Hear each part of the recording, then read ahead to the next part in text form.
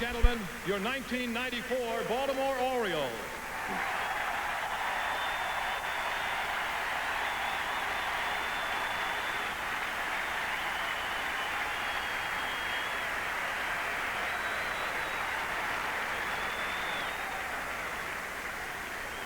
And now, ladies and gentlemen, we ask that you please rise for the presentation of the colors.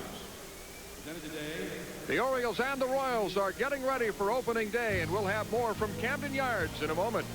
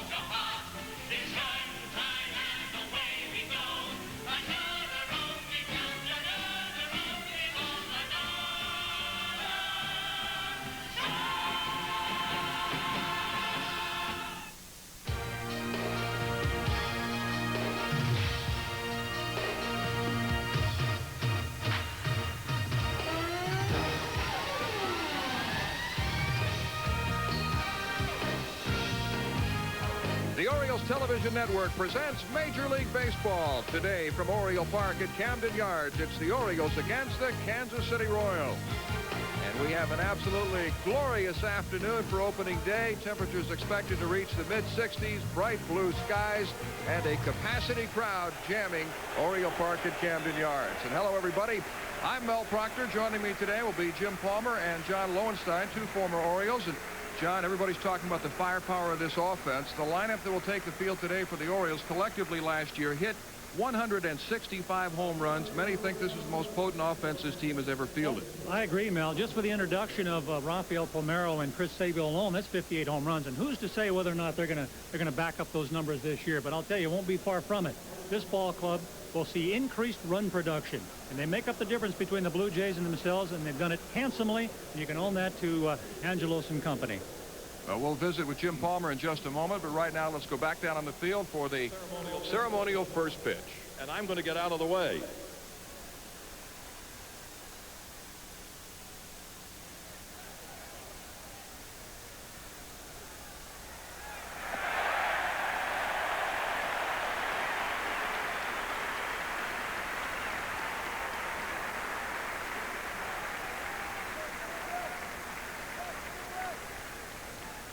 I think that's pretty good. And John, I think we have something very special to do. Oh.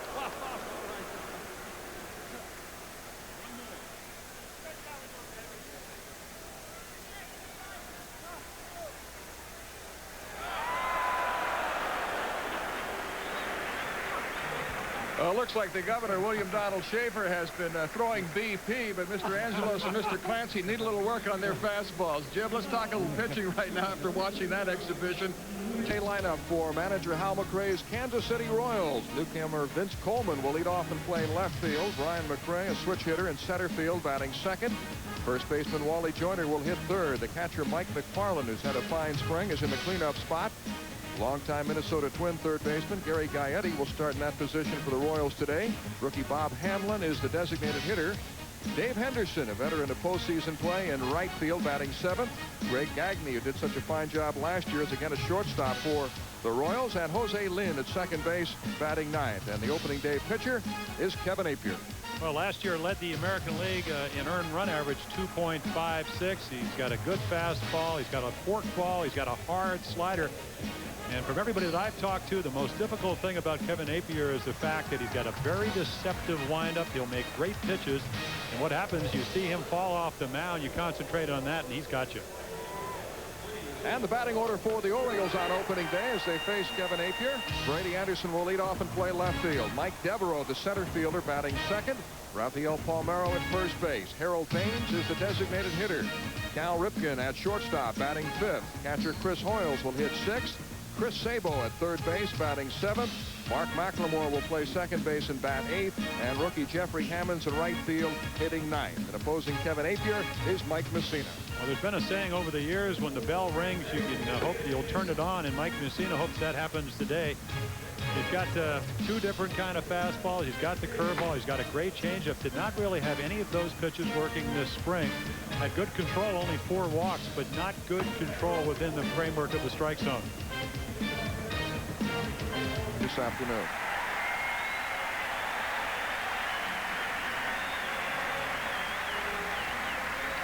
And all of the fans appreciate the efforts of owner Peter Angelos and his group, putting together what appears to be a very strong team. Well, when you spend $43 million, you've made the commitment to the fans here who fill these seats every single game, day in and day out. I think what you've also done is you've made a commitment to the players, not the players they signed, but the ones that over the last 2-3 years have seen other clubs like Toronto make the moves they need to do to strengthen their ball club late in the year. And if that happens this year, they're in a position to win. He will go out and get somebody that's going to help this packet, who catches him in the bullpen, caught him once. He said, I think is exactly where he wants to be. He is actually throwing better now. The results not as good than he did last year. Well, we'll see. This is what it's all about.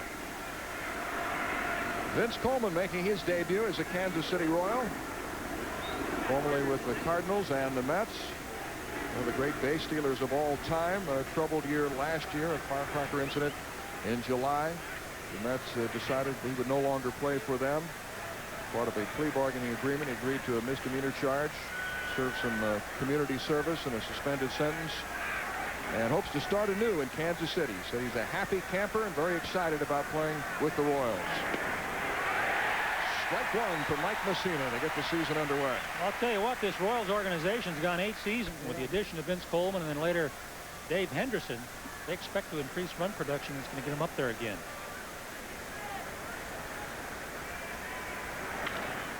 Ground ball to the second baseman, Mark McLemore. That takes care of Coleman. I'll tell you what, if Mussina, Jimmy, can achieve the kind of location to his hardware that he's most notable for, then his performance chart's going to be very much biased toward the upside. 1 down. That'll bring up Brian McRae, the switch-hitting center fielder and son of Royals manager Hal McRae. He bounced back from a disappointing season 2 years ago to have his best year last year, hitting .282 with 12 homers, 69 runs batted in.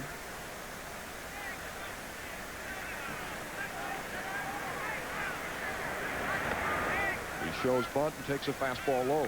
I asked his dad, who's managing the ball club, I said, what's the difference? He said he's more confident, a little bit more patient.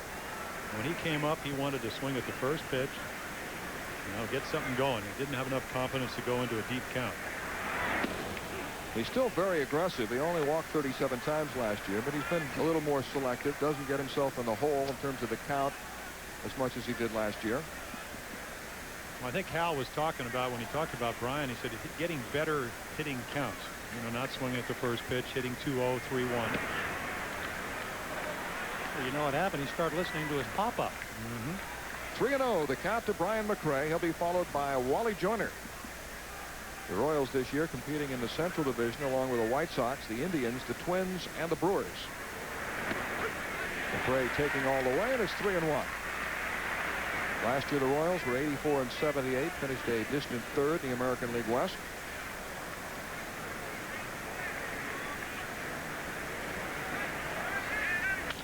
Ripped down the line, but foul. And it's 3-2 to McRae. And you know what else, Mel? George Brett's gone from the field, so the Royals no longer have that marquee position player that they can count on.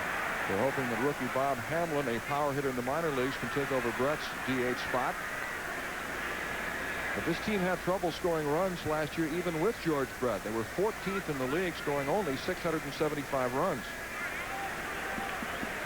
Which is why they went out and got Vince Coleman and Dave Henderson.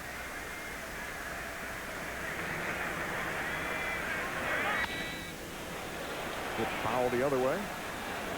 Well, Hal McRae yesterday was very emphatic about trying to get off to a better start.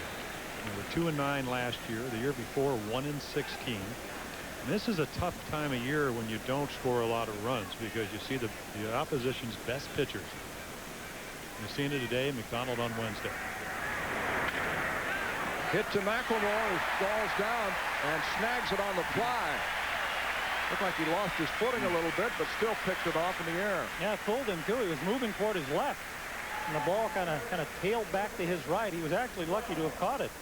Well, it appears, Johnny, hits the ball off the up the bat a little bit, so therefore, you know, you look like he's going to pull the ball, but it goes the other way. Second base umpire Rick Reed actually says the ball is safe, and then either Mark gave him a convincing look or whatever, and he eventually calls him out. The ball was safe in McLemore's glove. Ball 1 to Wally Joyner. He didn't have much of a spring, hitting just .213. Yeah, I don't know how many people told me during the spring those numbers don't mean anything, especially if you're a veteran player. Joyner had his best years early in his career with the California Angels, a runner-up to Jose Canseco for Rookie of the Year honors. Hit 34 home runs, and it was expected he would become a big power hitter, but Royal Stadium, now known as Ewing Kauffman Stadium, is not really a power hitter's ballpark. Very spacious, and that has hurt him. He hits it in the air to right field. Hammond's back, and he's got it. A 1-2-3 inning for Mike Mussina, and I'm sure he'll feel much better after that.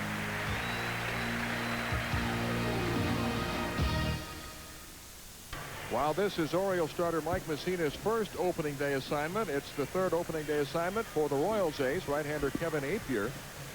Last year he lost to the Red Sox 6-1. 2 years ago in 1992 he had a no decision against the Oakland A's in Oakland and a 5-3 loss to the A's. Yeah, well, he is among one of the best pitchers in baseball, Mel. Despite the presence of David Cone on this same ball club, he's the ace of the staff. I mean, he depends primarily on split-fingered fastball you mentioned earlier to get his outs. And with an over-the-top delivery, he's got a sneaky fastball too. So excellent velocity, a curveball and slider, and a dandy splitter really complicates things for the hitters. Appier had a marvelous season a year ago, 18-8, third in the Cy Young voting behind Jack McDowell and Randy Johnson. Well, when he first came up with the ball club, Pat Dobson, former Oriole, was the pitching coach. He said, you know, he's going to hurt his arm. He falls off. He got his left shoulder straight up in the air like he's, at Cape Canaveral and things like that. But really, what makes him so deceptive is that windup. He falls off towards first base, but the delivery's already done. And Greg Biagini, the hitting instructor, says if you don't pick up that window, and something you can talk about, the release point, where the ball comes out of, he's a very difficult guy to follow. And here come the mashers, Brady Anderson, Mike Devereaux, and Rafael Palmeiro to face Kevin Appier, who was 1-1 against the Orioles last year, 2-3 against them lifetime. Brady's numbers from a year ago, he would certainly like to see an increase in his home runs, particularly here at Camden Yards. He hit 15 here in 1992 and only 2 last year. Mel, he's gotten stronger. The home runs are going to come. He's turning on the ball more often now. Apier's first delivery is high, ball 1. You don't have to tell yourself that I want to hit more home runs. They're going to come for him because he is maturing and becoming a much better player and a hitter at the plate.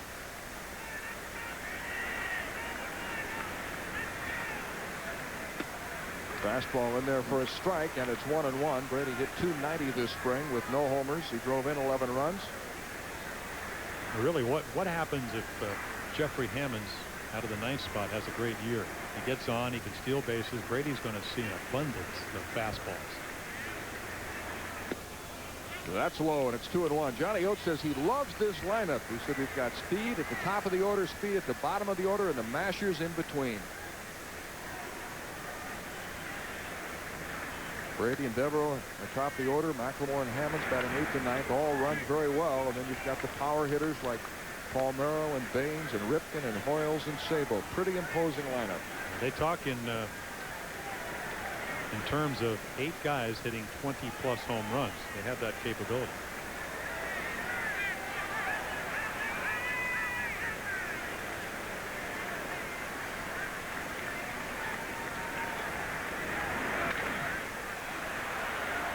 Popped a foul out of play. In fact,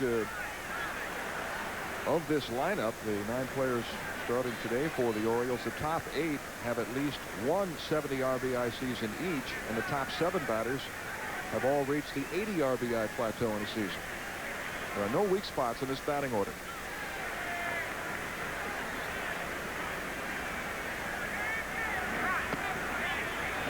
Just inside, and Appier goes to a full count with Brady. It looks like the splitter. Yeah, exactly. One thing that I've always maintained is you come up against a kind of pitching staff that they're seeing this afternoon and Wednesday, you get a quick read on what kind of lineup you have against a good pitching staff.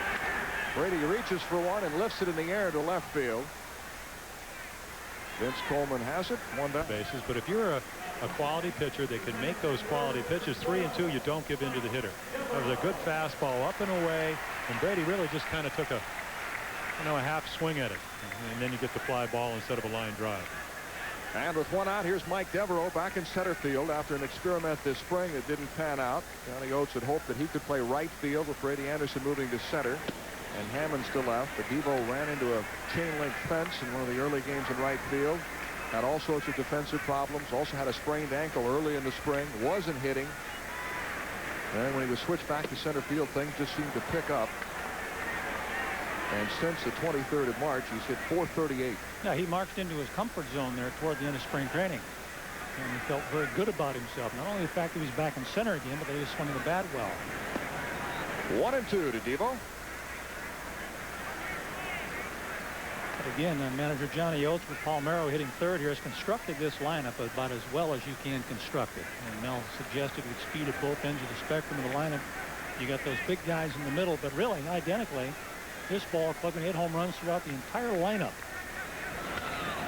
Fastball is hammered to left field, way back and gone.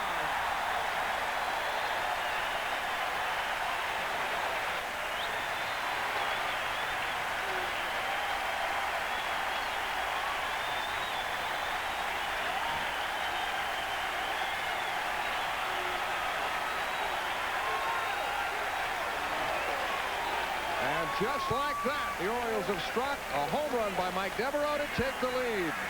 Well, look at this pitch right there, right down in his wheelhouse. A good high ball hitter from the right side usually, but he lost this. I mean, the rolling thunder that you hear coming from the baseball, throttling its way out here into the distance was Mike hitting that baseball. Holy fajita, that ball was tagged. 1-0 Orioles. And it's strike one to Rafael Palmeiro. And keep in mind that Kevin Appier gave up only 8 home runs all last year.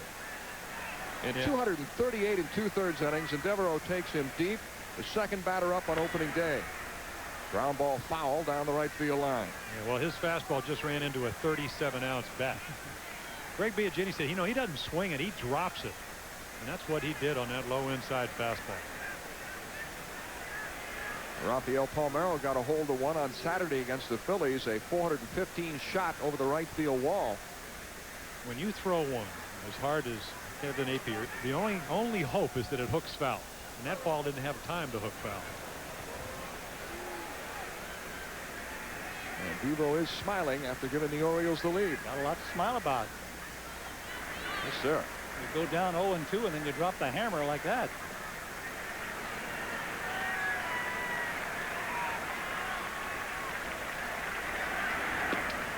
Rafael Palmeiro has always been a good hitter in Baltimore. 323 lifetime average in Baltimore and 321 in this ballpark. No, he's going to wear that flag court out in right field. My initial impression here and then the way he eyeballed that part of the stadium.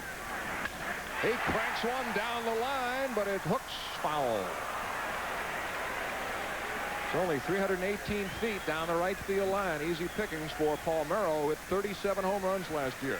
He's got such a quick bat, too. I mean, you'll see him trying to pull the ball in that direction. Well, I asked him, I said, how do you hit Appier? He said, well, I don't really hit him that well. In fact, the numbers are 207, 9 for actually 6 for 29. But he said, I did beat him with a home run the night he pitched a one-hitter against us last year. So just like pitchers never forget anything, neither do hitters. 1 ball, 2 strikes to Palmeiro.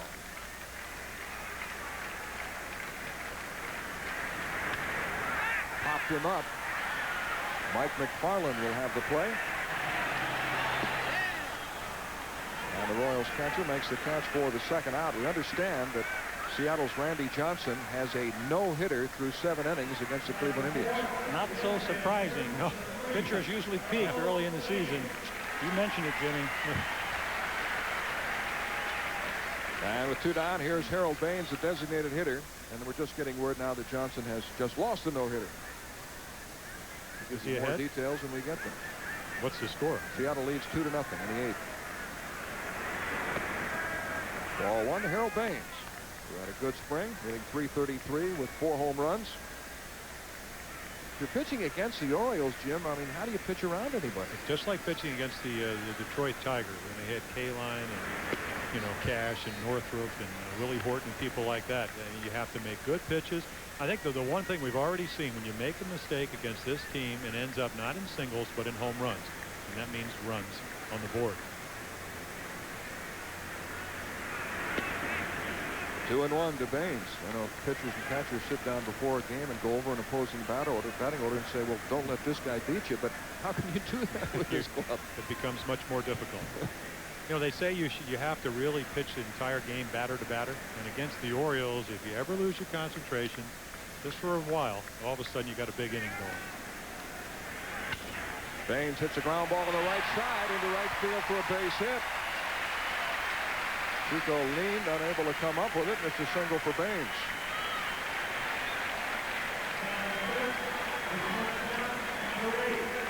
Well, you know, if Leaned isn't going to catch the ball, then no one is going to catch it out there at that position. Probably one of the best second basemen in the league, maybe even all of baseball.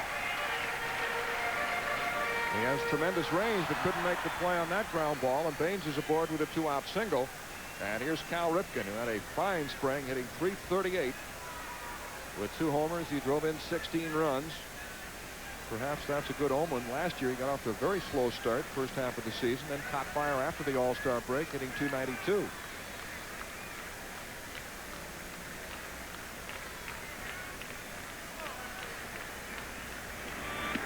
Breaking ball for a strike. Well, he's got that splitter. He's got a slider. He's got a little curveball he throws ever so often. And that fastball moves a little bit. It's got some velocity to it. But if he's going to get people out, he's going to have to use that split-fingered fastball to do it. Cal smokes one to left. Another base hit. Harold Baines goes to second. The Orioles have 3 hits in the first inning. Well, good offenses feed off each other. I mean, it's just very much like being part of a good staff. If you don't win on Monday, you know somebody else is going to pick you up. The fact that Baines gets the hit allows Cal to come up. There's a fastball. It looks like a fastball right in the middle of the plate. And not when Cal had he had an excellent spring, as Mel Proctor told you. He's not going to miss those pitches. Didn't miss them the second half of last year. Hasn't missed them this spring. And if you're Kevin Appier, you got to be a little nervous because now you have a guy that can hit it out anytime, any part of the ballpark. And Hoyles. And Chris Hoyles is swinging a hot bat. He hit .343 in his last 14 spring games. Appier works him down and away, and it's ball 1. Hoyles has never had a hit off Kevin Appier. He's 0 for 4 against him. The Orioles never would have imagined, Mel, that Hoyles would have come around as quickly as he did and turned into the kind of power hitter he has become. Foul ball, and it's 1 ball, 1 strike. They really hit the jackpot when they got a hold of Chris Hoyles. You know, they were lamenting the fact that they lost Mickey Tuttle, but I'm telling you right now, they're not hurting at all. Chris Sabo is on deck. The Orioles lead 1-0 on a home run by Mike Devereaux.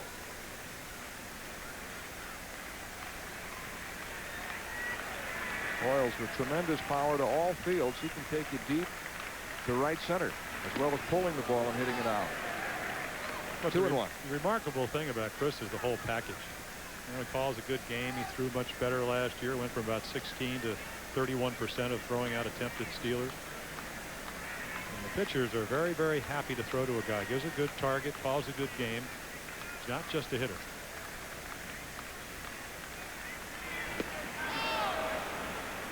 Two balls, 2 strikes. Appier ran that one in on his hands and jammed him a little bit.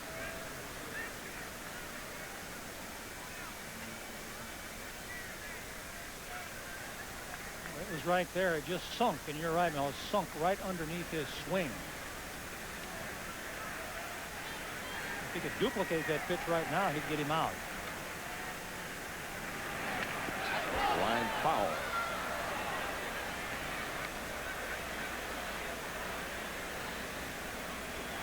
Johnny Oates decided to head north with 2 catchers. Hoyles the starter and the backup Jeff Packett. At times this spring he talked about the possibility of carrying 3 catchers, but the veteran Rich Gedman, who made the All-Star team twice with the Red Sox, could no longer regain his form at the age of 35 and was released. The Orioles given the option of reporting to AAA, but he decided to retire. They liked the idea of Dedman's left-handed bat in that dugout, but he just couldn't do the job. Hoyle sends a high fly ball to left. Vince Coleman and the center fielder McRae are both there, and Bryan makes the catch for the third out, but the Orioles have taken the lead on a mammoth home run by Mike Devereaux. Media Guide is now on sale. Send $10 plus $3 postage and handling to Orioles Media Guide, Oriole Park at Camden Yards, 333 West Camden Street in Baltimore, 21201. 384 pages chock full of information about the Orioles, and the Media Guide last year was voted the best in baseball. The Orioles lead 1-0 on a home run by Mike Devereaux. Mike Mussina retired the side in order in the first, so he'll face the 4, 5, 6 hitters for the Royals. Catcher Mike Macfarlane, third baseman Gary Gaetti, and the designated hitter Bob Hamlin. Mike Macfarlane, who led the Royals in home runs and RBIs this spring with 5 homers, drove in 12 runs. Ball one. Oh, he can hit, and he has evidently assumed the everyday workload here behind the plate for the Royals. And usually he hits this Orioles ball club pretty well.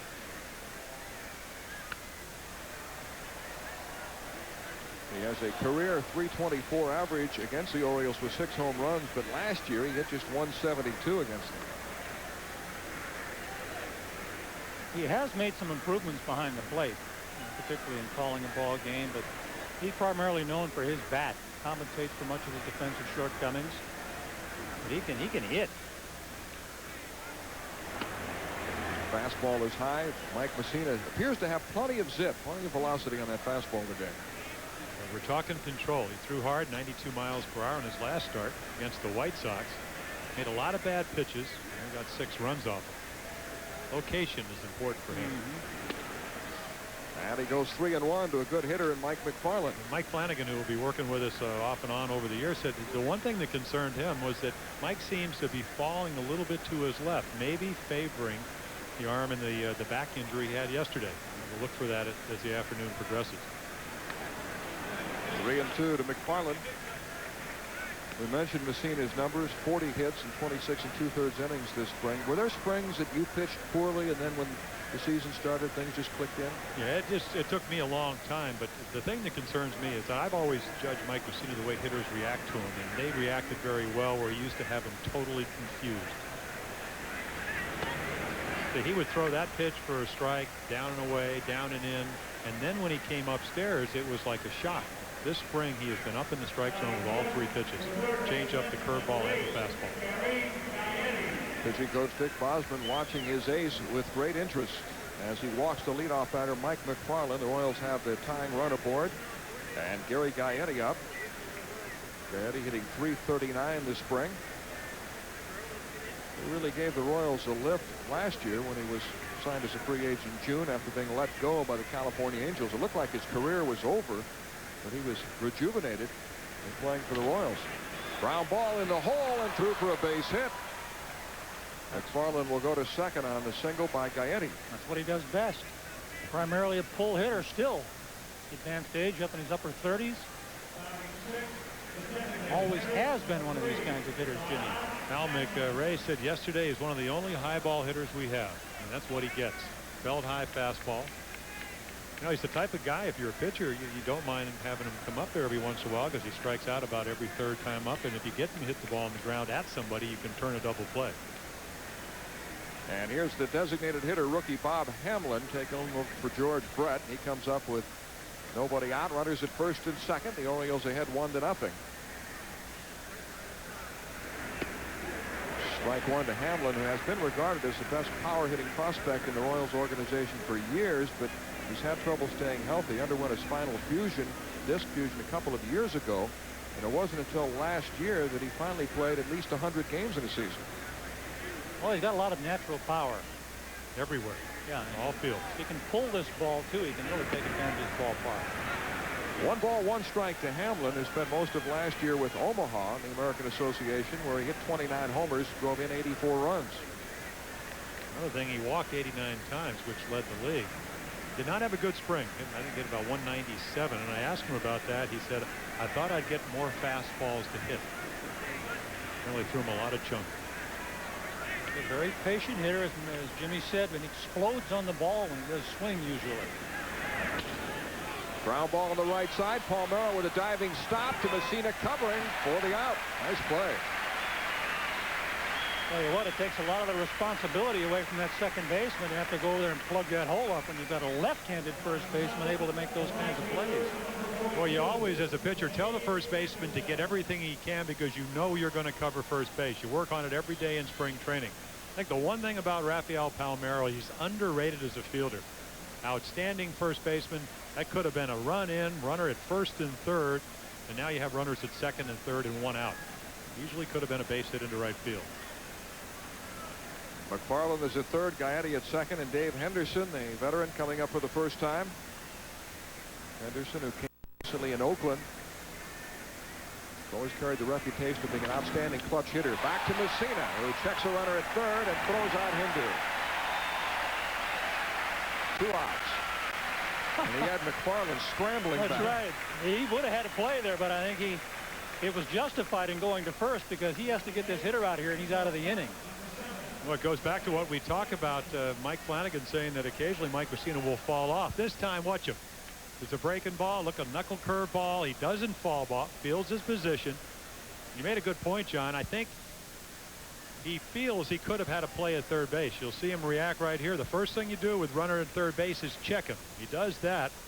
But in his heyday, Mike Mussina's heyday, he knows with 2 outs now he can get the next guy out. So maybe this is an idea that he's getting a little bit more confident. Greg Gagne is the hitter. He takes a fastball right down Broadway.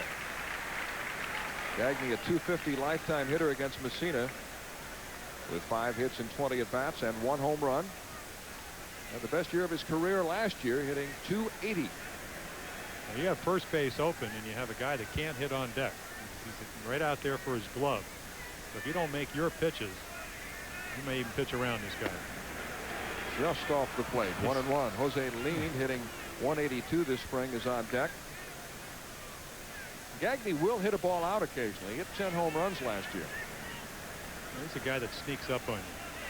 Get behind him. You say, well, he can't hit a home run. You throw him that 2-0 fastball, and all of a sudden somebody's reaching for it in the left field bleachers.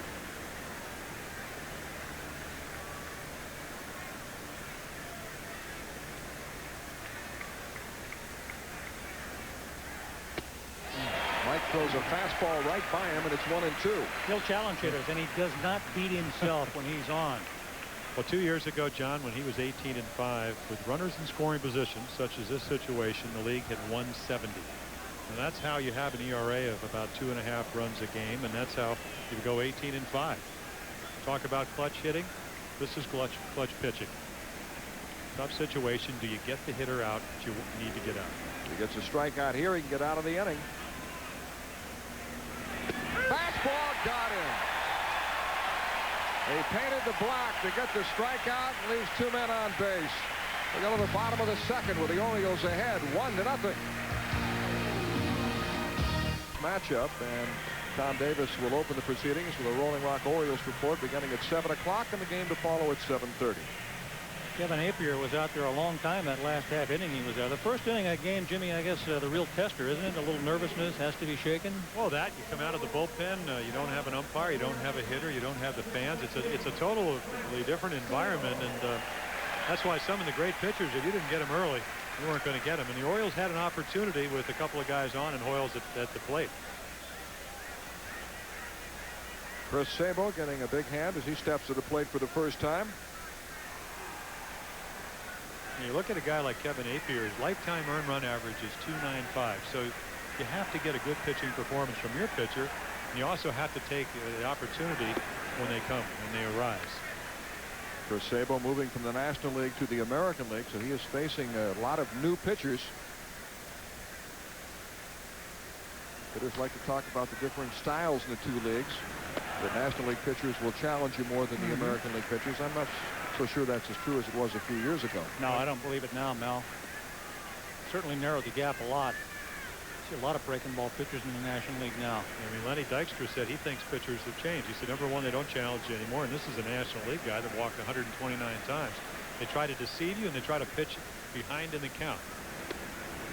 Fastball is low, and Appier goes 3-0 to Chris Sabo. I firmly believe, if you you can be a 500 pitcher and make $2 million a year, you don't have to challenge anybody.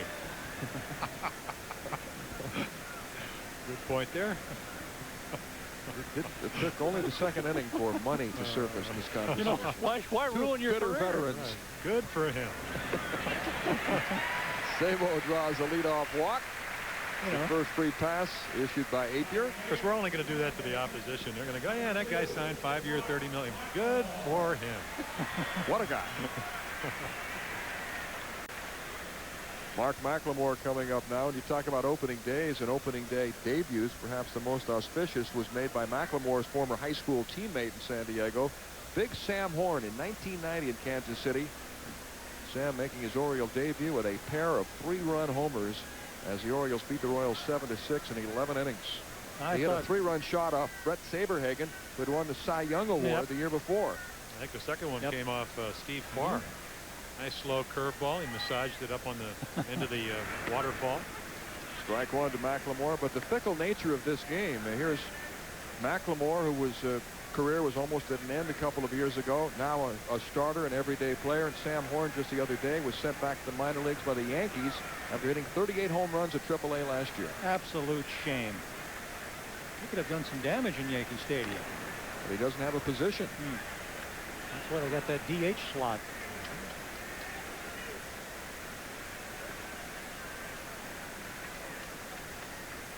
McLemore had a fine spring, leading the team in hitting with a .339 average.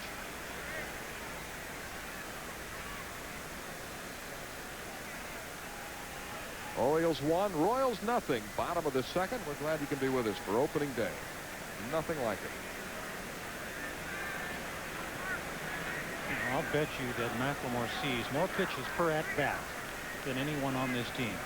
He's that patient hitter up the plate, wanting the pitcher to utilize his entire repertoire almost before he even swings the bat. Well, you know, Dykstra talked about that. He said hitters should be very much, and I said, like Wade Boggs, where he says, I like to see as many pitches as I can. You pick up the spin, you pick up the break on the breaking ball, the movement on the fastball. But this guy right here, Hal McRae, will tell you that most hitters, they're afraid to go deep in the pitch. And not the confident ones. And if any hitter that I remember of 1993, McLemore got better hitting counts. It looked like he was almost, until he had 2 strikes, looking for that fastball and hitting it back at the pitcher, right center, left center. Mark had a career year last season, hitting .284 with 72 RBIs. He takes a strike, 1 and 2. How many lineups can boast a number 8 hitter who drove in 72 runs the year before? Probably none, except this one. Jeffrey Hammonds waiting on deck.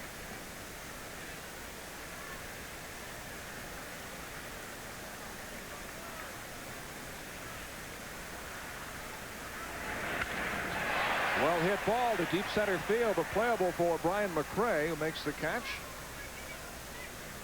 And Sabo returns to first. McRae, one of the league's better defensive center fielders, really gets an excellent jump, has tremendous speed. And here's the phenom, Jeffrey Hammonds, batting 9th, hit .313 this spring, beginning his 2nd year of professional baseball. The 2nd youngest rookie to make his debut on opening day for the Orioles. He's 23 years of age, slightly older than him in 5 months. Cal Ripken was 21 years of age when he made his debut.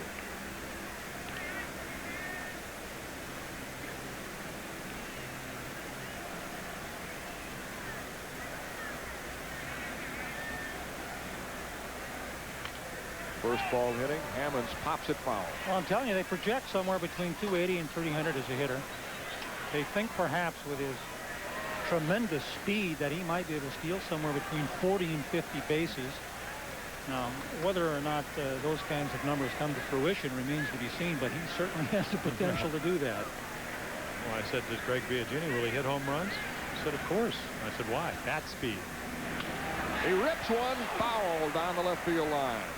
When we talk about bat speed, that's the velocity of the bat through the hitting zone. You know, some batting instructors will tell you they can teach that, but you can only do so much.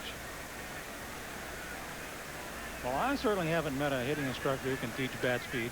Well, Bobby Bonds, I had a chance to talk to him, and he said, you know, you can just get a hitter and you can maximize it and get the swing shorter and whatever, but I think that's a God-given talent. The guys that really can generate that bat speed are the ones that can put a hurting on the ball. Hammonds goes the other way and skies one to right field. Henderson makes a running grab. He broke in on the ball. He has fun out there, doesn't he? Even when he misplays one. Oh, how did he ever catch that ball? I thought it was destined. That was going to be an RBI and a triple because Jeffrey Hammonds can run. I mean, it looked like he gave away at least 6 strides coming in after that ball, but still made up the ground back to catch it. Made the catch with a smile on his face. He said, you guys thought that ball was going to drop in. Well, he had me confused. I was about to say the guys you want to mess around with are Vince Coleman in left and Henderson in right, not McRae in center field. 2 down. Here's Brady Anderson, who flied to left his first time up. Appier steps off the rubber. Talked about the Orioles' power and run producing potential. This is also a team that's going to be able to steal more bases than in the past. Rafael Palmeiro had a career high 22 stolen bases last year. Chris Sabo early in his career as a rookie swiped 46. He's had some back and leg problems since. Doesn't run quite as well, but he can steal one if you need it occasionally. Yeah, it'll be interesting. I think that'll be probably the most interesting thing about this offense is how much running they do over the course of the season.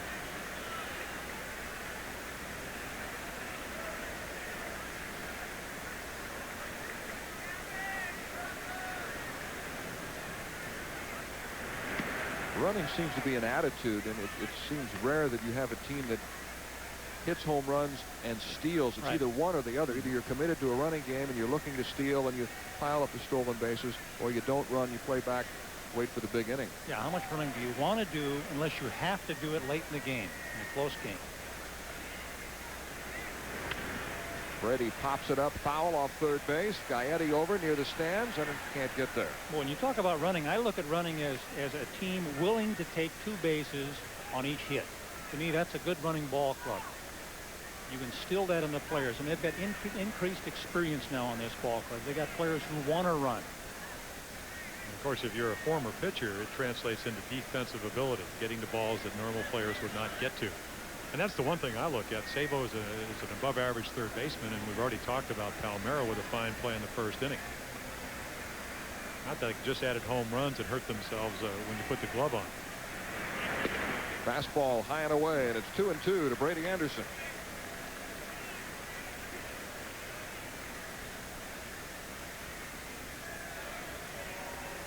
Brady now secure with a 3-year, $10.25 million contract extension. Foul back.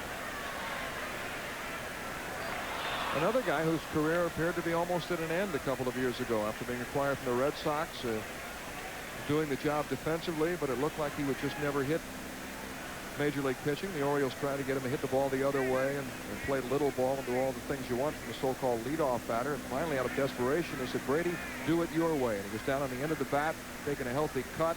Had his best year 2 years ago. Another solid season last year. Nice stop by Gaetti. Scrambles to his feet and throws him out. No runs, no hits, and 1 left. We've completed 2 on opening day with the Orioles leading the Royals 1-0.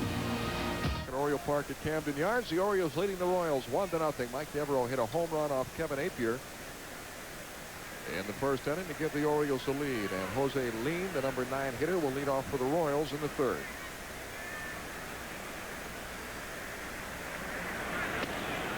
He takes a strike. Lean and Greg Gagne really shored up the middle of the Royals defense last year. Lean had a great year defensively. Committed only 4 errors all year. 1 ball, 1 strike. He's certainly not in there for his bat. Well, he brought back memories of Frank White, who held that position down very solidly for a number of years and won a number of Gold Gloves. The difference, Frank White could hit. Haters too. Comebacker to Mike Mussina. 1 out. Mussina has stormed. Vince Coleman up for the second time. He grounded to second base his first time up. Chris Sabo playing in on the grass at third in case Coleman is thinking of bunting. Well, everybody's in. Palmeiro's in at first. The Mets hit 279. Actually, he was playing pretty well, and then he got into that jam in Los Angeles, throwing a firecracker into a group of people after a game, and 3 of them claimed they were injured, and there were lawsuits, and he had to go to court, and the Mets got rid of him, and he thought that his career was at an end. And then the Royals traded for him, sending Kevin McReynolds back to New York for him. Fastball is high, and it's 2-1. Well, everybody, including Whitey Herzog. I mean, I remember talking to Whitey in 1985. He said, we just want this guy to get on base somehow. And he talked to him. He said, listen, you'll get the same pitch to hit 3 and 2 as you will early in the count because they don't want to walk you. And Vince will tell you that, with the exception with the first base open or something, a runner in scoring position, they throw him strikes because a walk can be a double or a triple. And Mike Mussina's behind on Coleman, 3-1. He's a switch hitter. He can turn around. The breaking ball is always coming into him.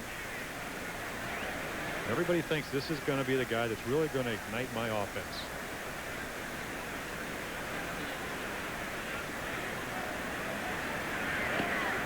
Three and 2. Whitey Herzog also said of Coleman, he's not really a bad guy, but he's a follower, and sometimes he hangs around the wrong people. He can light a fire under himself, and he's going to help this ball club. You can't steal first, so you got to hit a little bit. Mussina goes right after him with the hard stuff, and he fouls it off.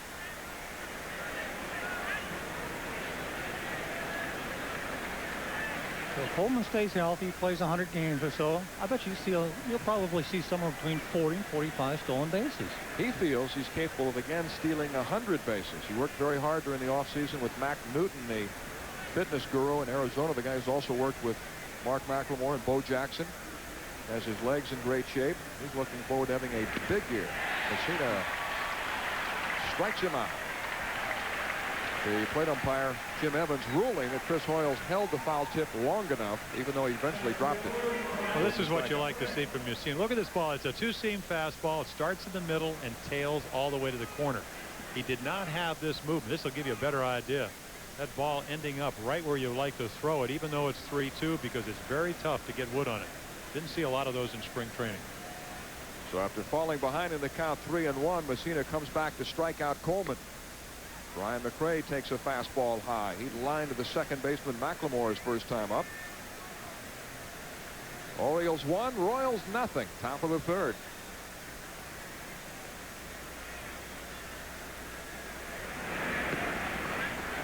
Two and 0. Yeah, Brian has cut down on his swing, something that you alluded to and hinted at a little earlier, Mel. He's made the difference at the plate. He's not altering his stance as much. He's going the opposite way with balls that are pitched away from him. It's made him a better hitter. It allowed him to raise his average almost 60 points last year. 3-0 to McRae. That's a perfect example of that last pitch, John. That's a pitch that 2-0 he would have said, I'm going to swing, and if it's a little bit high, that's right, he'd swing at it anyway. Now he has a 3-0 count. He could either walk or eventually get a good pitch to hit down further down the count. Swinging away 3-0 that time, hoping they might tie it with one swing. Well, he did hit 12 home runs last year, but you know, he's not a home run hitter, at least not in my estimation. That doesn't mean he can't become one. Well, he's a natural right-handed hitter as a switch hitter, and that's right, you know, that's where he hit 322, only hit 266 from this side. Fastball is high, and McRae draws a walk. The second given up by Mike Mussina. So again, the Royals have the tying run on as they did in the second.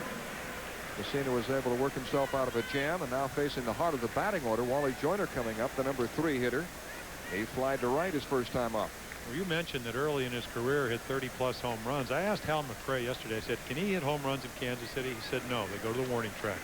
If you put him in this ballpark, he'll hit you 40 home runs. In 2 years in Kansas City, he's hit 5 home runs in that ballpark. Got him. Mussina picks off McRae to end the inning.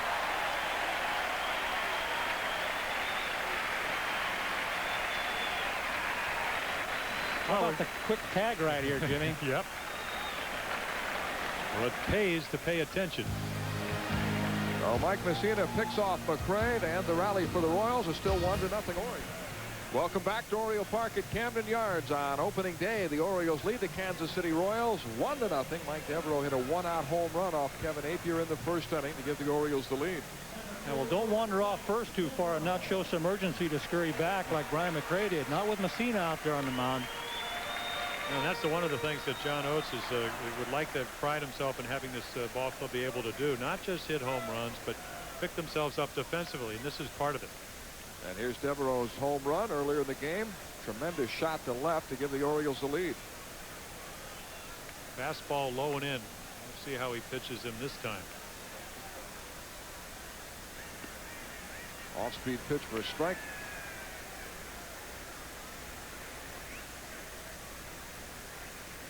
Kevin Appier has allowed 1 run on 3 hits.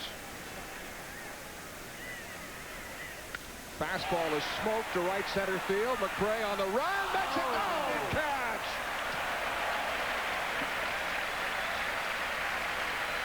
What a play.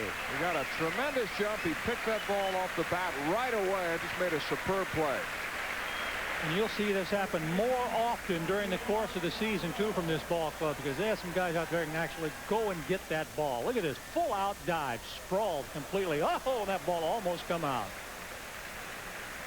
What a grand play right here. As a defender, you got to defrost those frozen ropes and convert them into outs, and that's what he did. Majestic. Rafael Palmeiro with a half swing, and it's 0-1.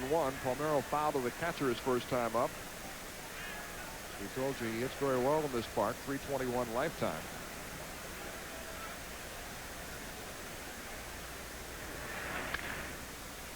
Bounce foul up the first baseline. I was visiting with him this spring and talking about his conversion from a high average hitter with the Cubs to a power hitter with the Texas Rangers. He said it was really just a matter of maturity, learning how to hit.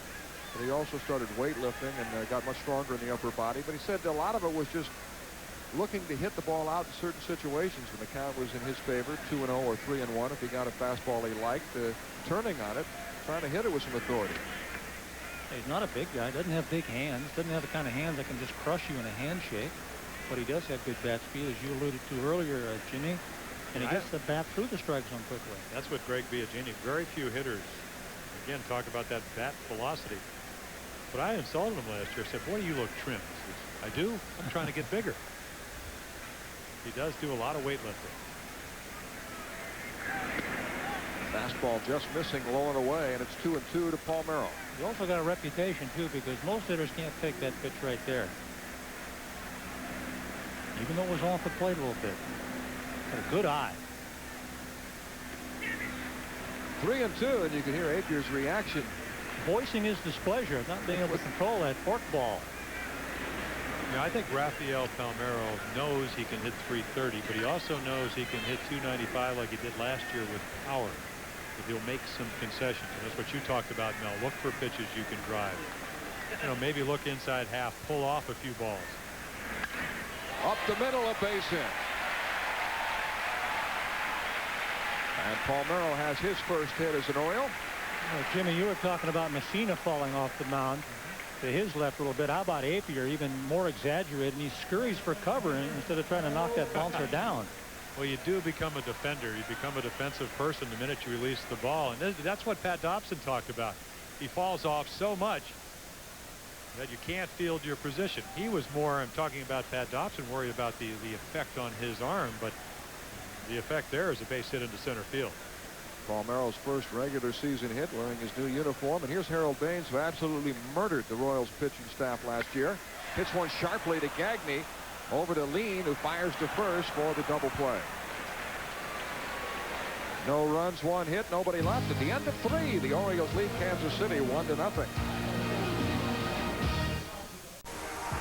Wednesday, it's the HTS Orioles season opener. Our new look O's are locked and loaded to begin a run for it all. Now, a first test against last year's kids from nowhere, Kansas City.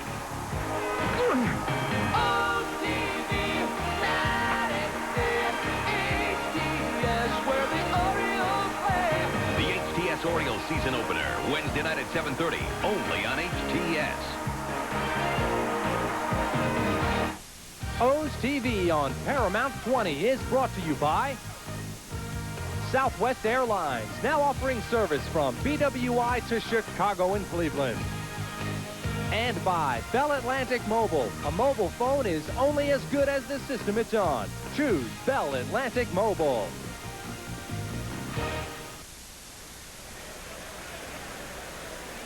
A shot from high atop Oriole Park at Camden Yards, where the Orioles lead the Kansas City Royals 1-0 on opening day. Mel Proctor with Jim Palmer, John Lowenstein welcoming you back.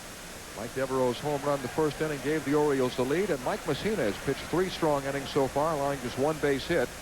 Wally Joyner will lead off the 4th. He was up in the 3rd when Brian McRae was picked off to end the inning. Ball 1. Now, Jim, it's going to be interesting to see how Mussina goes after these hitters the second time through the order. He threw mostly fastballs the first time around. Well, if he makes the quality pitches he's capable of, he shouldn't have a problem. The stuff's that good. But this is what happened in spring training. He would start somebody off the knuckle curveball, which he did. Then he would try to make a perfect pitch and miss. And now it's 2-0. And if Joyner has been watching, he's got to look fastball here. Fastball, but low, and it's 3-0. You know, and Hal McRae, I mean, he learned from Charlie Lau, who was the batting instructor, along with George Brett. And I could see him over there when I was pitching. They'd be discussing what I was going to do the next time. There's a strike, and it's 3-1 to Joyner, who flying to right his first time up. Wally beginning his 3rd year with the Royals after signing as a free agent.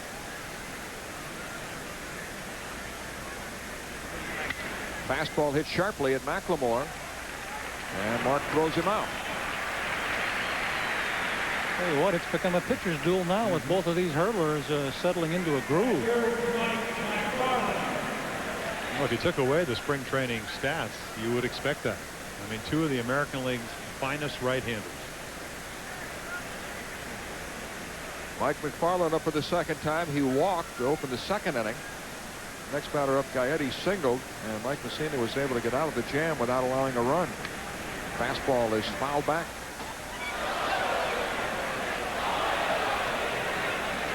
Well, when Mike came up, he was a line drive hitter, used the whole field, but he has become a pull hitter with power. Led the league, led the team with 20 home runs, but loves a ball out over the plate and is trying to deposit it in the left field bleachers in a hurry. He gets a hold of one, sends it high in the air to deep left field. It's gone, and the game is tied. I'll give that one to you, Jim. That's it.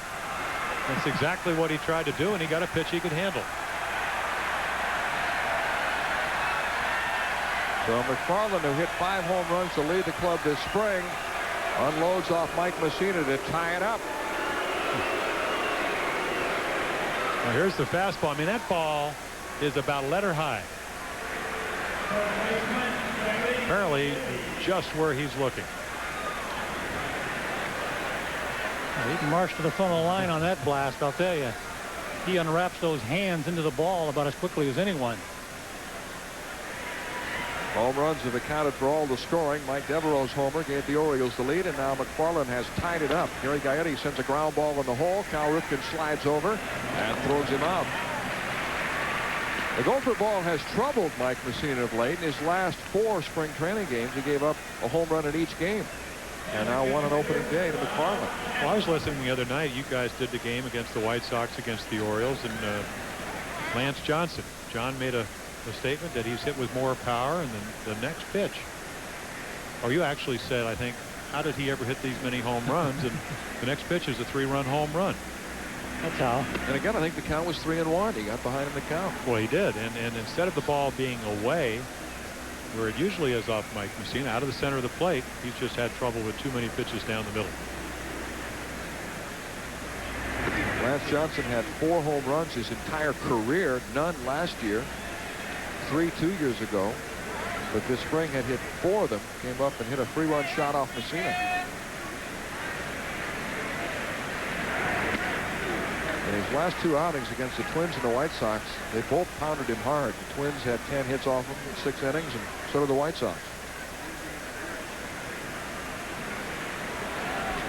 1-2, the count to Bob Hamlin, who grounded to first his first time up. Breaking ball is rolled to Rafael Palmeiro.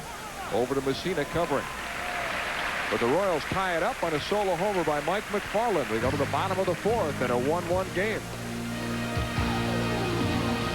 Junior has Last batted 304 with 3 home runs, and that average includes a single his first time up today.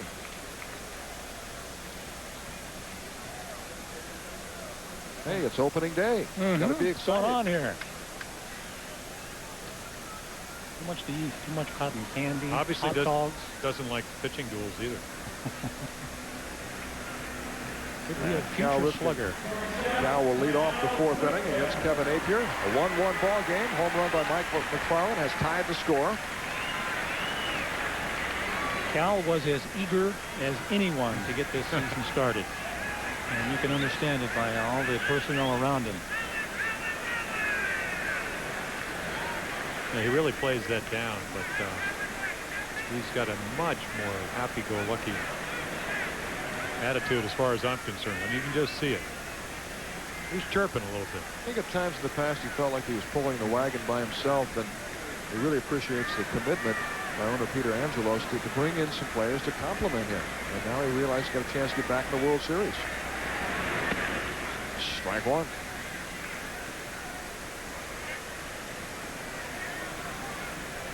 Put in another rigorous offseason, staying in condition, playing basketball at the gym, full court gym he has at his house in Hunt Valley, and lifting weights.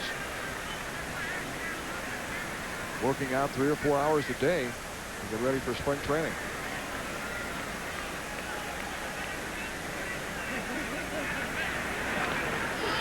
Foul ball, 1-2. I think you do have to be more persistent along those lines as you age in this game, because your body needs to be told that you're going to push it.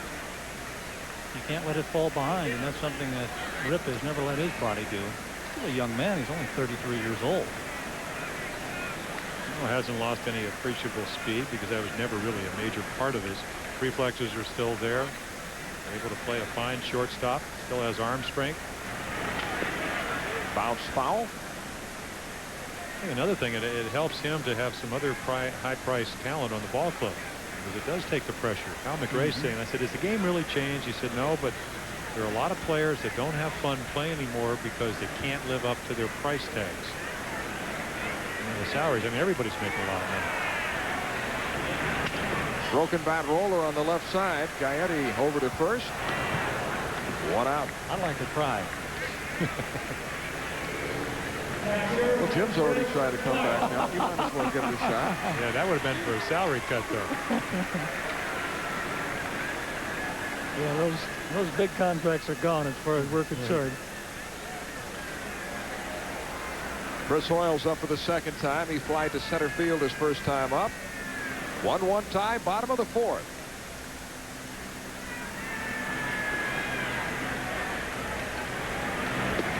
Fastball for a strike. I mean, this is rapidly becoming the kind of pitching matchup we might have seen early last year or the year before. In about another 20 minutes, that shadow is going to get out at home plate. It's going to make it even more difficult. The pitcher will be in the sun and the batter will be in the shade.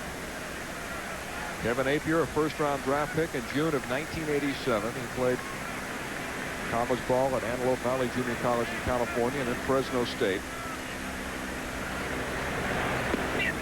2-1. He was 12-8 in 1990 and was American League Rookie Pitcher of the Year. 13-10 the next year, and has put together 2 brilliant seasons. 15-8 with a 2.46 ERA 2 years ago, and last year 18-8 with a 2.56 ERA to lead the league. 2-2 to Chris Hoyle. Well, if he'd have received some of the run support of some of his contemporaries, he'd had 20 victory seasons back to back. That's how good he's been the last couple of years. Yeah, Bruce Keeson said, you know, he understands what pitching's all about. He's got about a 160 IQ.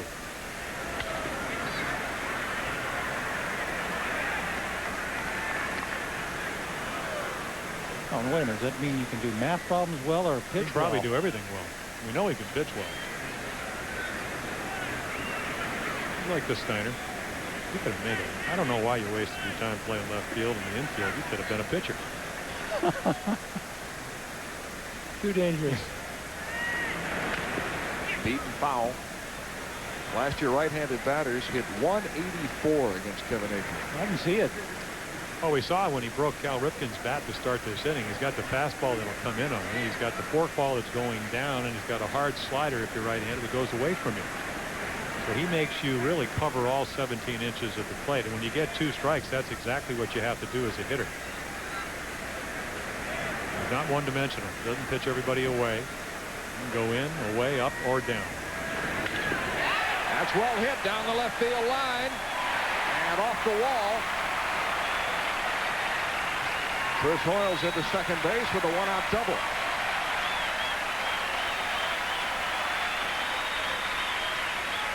The Orioles now have 5 hits off Kevin Appier.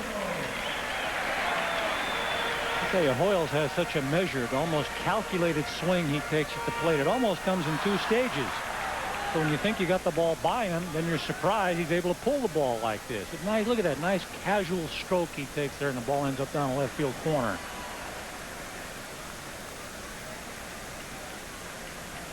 And that's Chris Hoyles' first ever hit against Kevin Appier.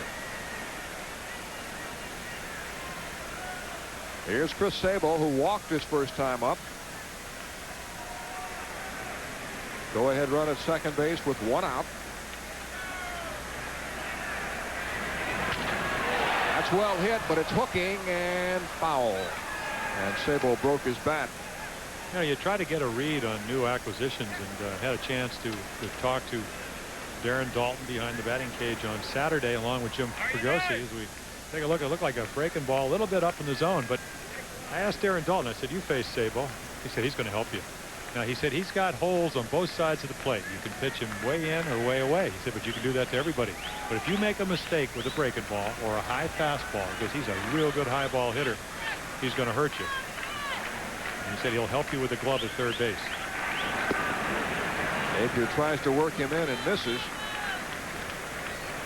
Chris drove in 82 runs last year for the Reds. Also hit 21 home runs and played most of the season with a ruptured disc in his back. According to Ray Knight, one of the Reds coaches, they actually had to force him to go on the disabled list. He wanted to continue to play. Now that is a rarity these days. But he was angry when they put him on the DL.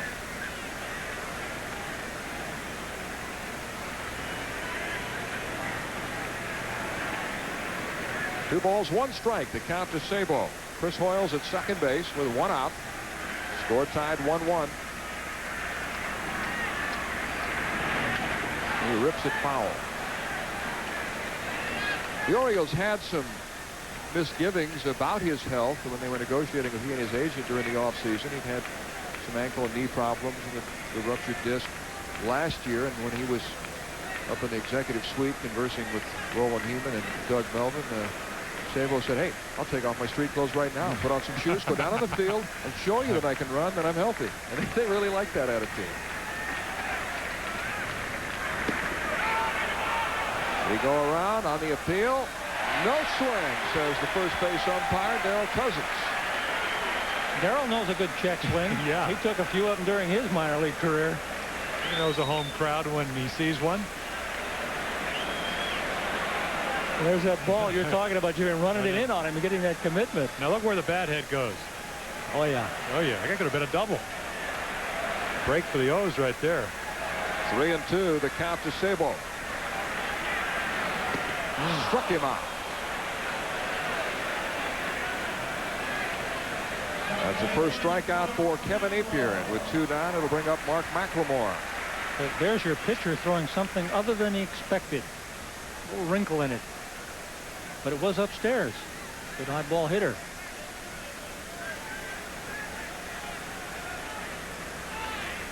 So even though he dangled it over the heart of the plate, he didn't get burned. It was one of those backup sliders. The hitter anticipates it moving away, and it just kind of hangs there. It doesn't end up where you anticipate it to be. Look out. Fastball almost got him. 1-0 to McLemore, who flied to center his first time up. Well, he turned away from this nicely. I mean, I could have hit him in the point of the elbow right here had he left it there. McLemore up there with 2 outs and a runner in scoring position. Last year he hit .303 with men in scoring position.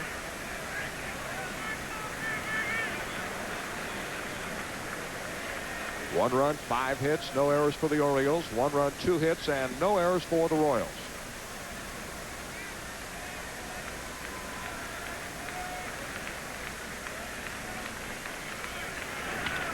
Grounded foul.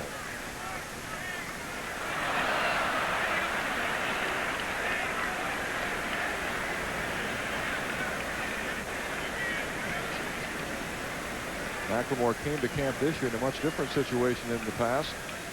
He was under contract, didn't have to come in as a non-roster player and make the club, and he had a position. Unlike last year. Into right field, base hit. Chris Hoyles will try to score. Henderson's thrown to the plate. Hoyles is safe. He dropped the ball.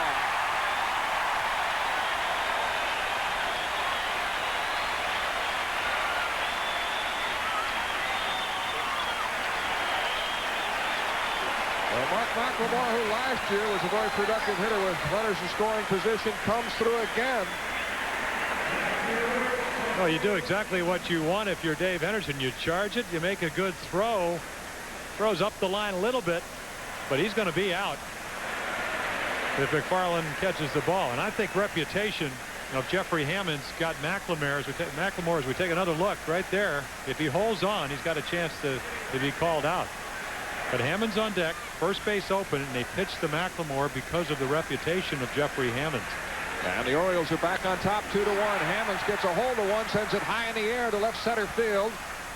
And Brian McRae makes the catch, but the Orioles regain the lead on an RBI single by Mark McLemore. With the score, the Orioles 2, the Royals 1. This is the Orioles Television Network. 94 yearbook is 96 pages packed with photos and stats on all your favorite Orioles. To order, send $8 plus $3 postage and handling to Yearbook, P.O. Box 33282 in Baltimore, or call 1-800-210-7436. So yeah, Hoyles knew that he was going to have to get to the plate as quickly as possible, and unfortunately for Mike Macfarlane, had he held on to the ball, he would have been out. But again, the Orioles came right back and recaptured the lead after having had the game tied up. The Orioles lead it 2-1 as we go to the 5th inning. Dave Henderson, Greg Gagne, and Jose Lean, the bottom of the order, coming up for Kansas City. Henderson grounded to the pitcher his first time up.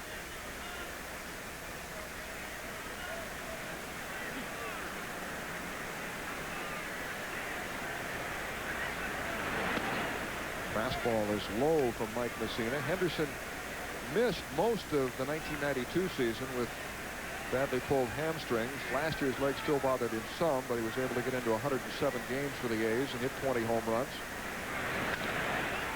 High fly ball to shallow center field. Mike Devereaux coming in. 1 out.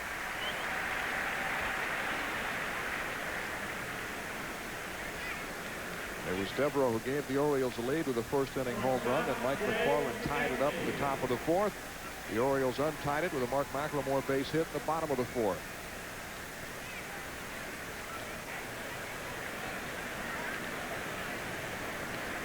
Greg Gagne coming up for the second time. Gagne came up with 2 outs in the second, runners at second and third, and Mike Mussina struck him out. With 2 strikes on Gagne, threw him a fastball and just painted the black. A perfect pitch on the outside corner. Starts him off with a fastball and he pops it up. Devereaux jogging in. 2 down. And Mike Mussina did not get many of these lazy outs in spring training. So I mean, this is a complete turnaround here that we're seeing here this afternoon. Well, he's done a number. First of all, he has to pick off, but he got the key out against Henderson you just talked about, Mel, and he got the key strikeout against Gagne. He wasn't doing any of those things. Jose Lean hit a comebacker to Mussina his first time up. The Orioles playing very shallow in the outfield on Lean, shading him toward right field. He just tries to punch everything to center and to right center. Yeah, that short, compact stroke makes it almost impossible for pitchers to strike him out. 1-1. He really is hardly a threat at the plate. Yeah, the type of guy that you make him hit the ball over your head. Even, you know, normally you'll move back a little bit with 2 outs, but up 431 times, a couple of triples and 13 doubles last year. No home runs. Not a lot of extra base power. Doesn't steal bases, only 3. He makes his living with his glove. Great glove man. Won a Gold Glove for the Pirates 2 years ago. Last year led Major League second baseman in fielding. A roller up the middle. Cal Ripken is up with it. And a 1-2-3 inning for Mike Mussina. They go to the bottom of the 5th with the Orioles leading the Royals 2-1. Rafael Palmeiro. Appier has allowed 2 runs on 6 hits so far. Walked 1, struck out 1. Well, you won't see either of these starters here this afternoon throwing 5 innings and coming out. This is not spring training. This is serious business here this afternoon. Appier and Mussina dueling today. On Wednesday, as the series resumes, Ben McDonald will face David Cone, 2 hard luck pitchers from a year ago. 2 guys who really threw well but didn't have much run support. Cone got 2.9 runs per start. Again, a little over 4 runs a game. Ball 1 to Brady Anderson, who has flied to left and grounded to third. I talked earlier about how the Royals went 2-9 last year, 1-16, but the Orioles started out last year 5-13, and it's tough to play well when you see, I mean, the best that the other team has to offer early in the season with all the off days. And I would think it's doubly important this year to get off to a good start because there are such high expectations for this club. From ownership on down to the fans, this team is expected to get out of the gate quickly. And if they don't, there's going to be some pressure on this club. 2-1. Well, they played well. The end of spring training went 13-6 with 1 tie over their last 20 games. Pitching got a little bit better, not exactly where they'd like to have it. They began spring training losing 9 of their first 11 before catching fire. Rolled foul into the Oriole dugout. It's 2-2 to lead off batter Brady Anderson. I don't think you see very many good veteran ball clubs put together flashy spring trainings as far as won-loss records are concerned, because so many of those guys are just trying to get ready for the season. I mean, this is get-go day here.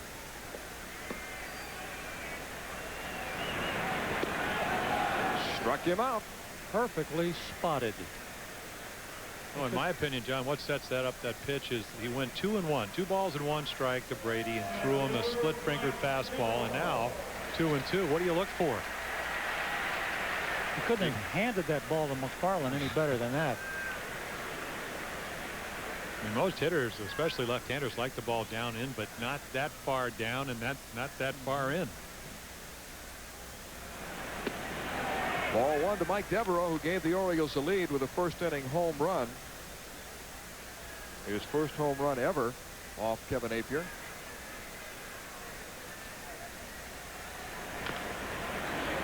Appier is very stingy with a long ball. Not only did he allow only 8 home runs all year last season, he also gave up only 3 to right-handed batters. I think, Mel, that's because he has such a variety of pitches out there, and variety can work wonders on the mound. Very infrequently can a pitcher make it through a game solely on the basis of 1 pitch. Everybody, all these young pitchers now trying to come up with 3 and 4 pitches. Really what you need is more than 1. So the hitter will have to guess. Can't look for 1 specific pitch. Fastball is high and away, and it's 2-1 to Devereaux. Orioles 2, Royals 1, bottom of the 5th. Well, I'm sure it's been done using 1 pitch, but the idea is to somehow alter a hitter's approach at the plate. You can do that with more than 1 pitch. 3-1.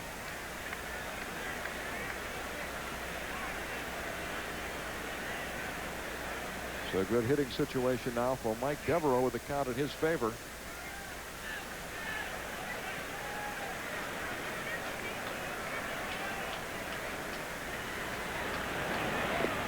And he walked it.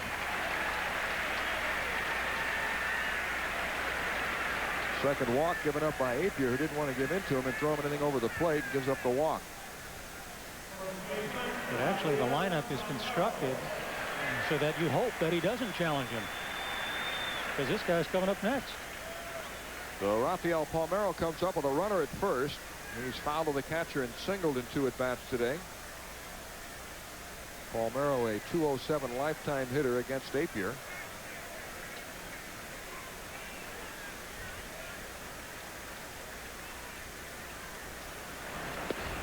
Ball 1. I think there's a tendency for hitters, if you're not surrounded by other good hitters, to be afraid to take a walk. And the point you make is that if you're Mike Devereaux and you hit a home run, you don't get a pitch to hit, and he's willing to walk you, you'll let the next guy drive you in.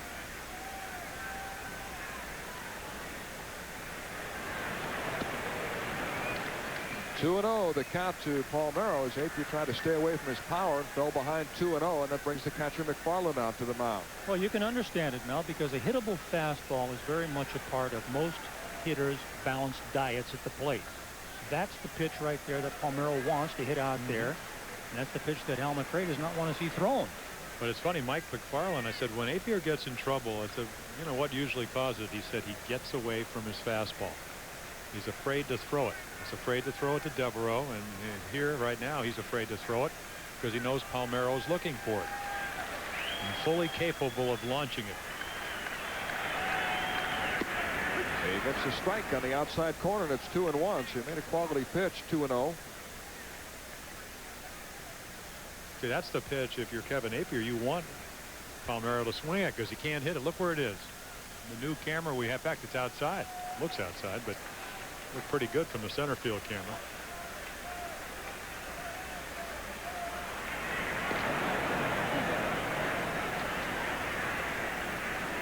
Mike Devereaux draws the throw. Devereaux has said he wants to increase his stolen base totals, but you don't figure he's going to run much with Palmeiro hitting behind him.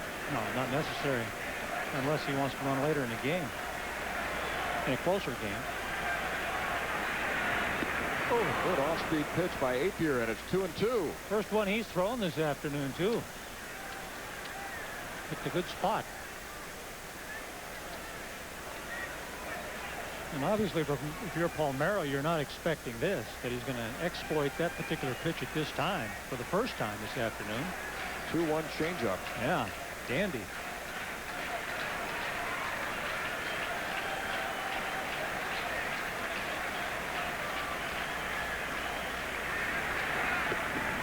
Splitter low, and it's 3-2.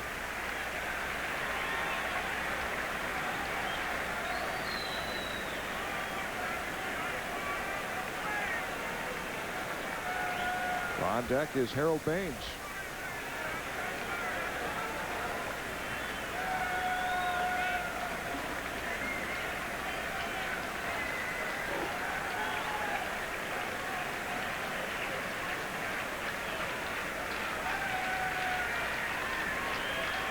Devereaux is running. Swing and a miss by Palmeiro. The throw to second base. He's safe. Well, Palmeiro strikes out, but Mike Devereaux steals second.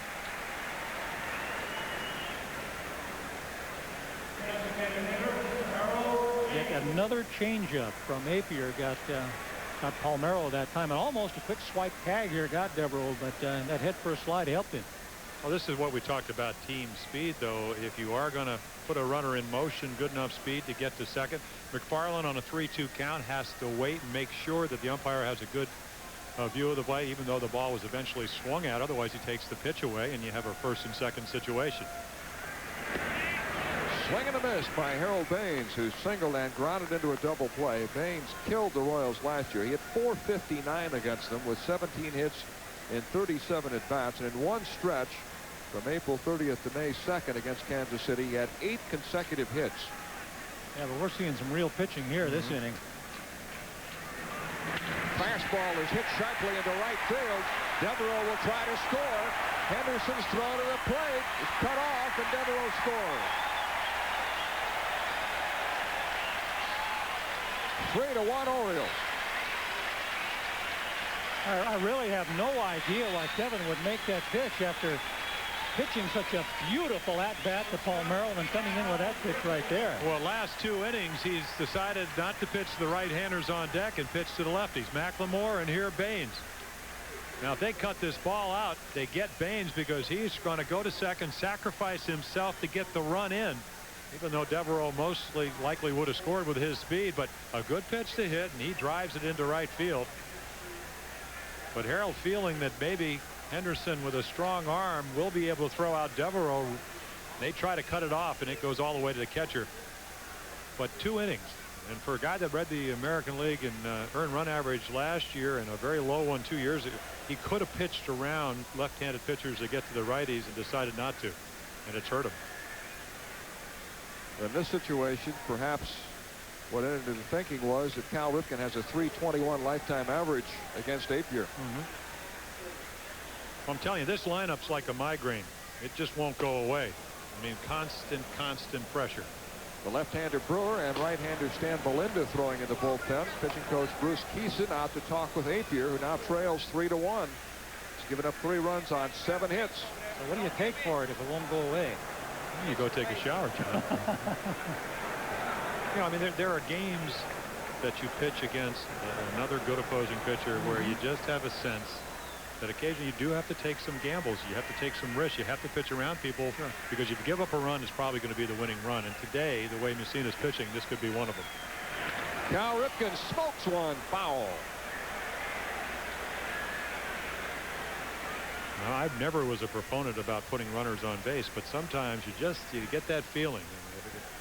When I make a mistake, it's going to hurt me. You know, the fans on the left field line have to do a lot of ducking this season. Cal's got that head of the bat out front and early.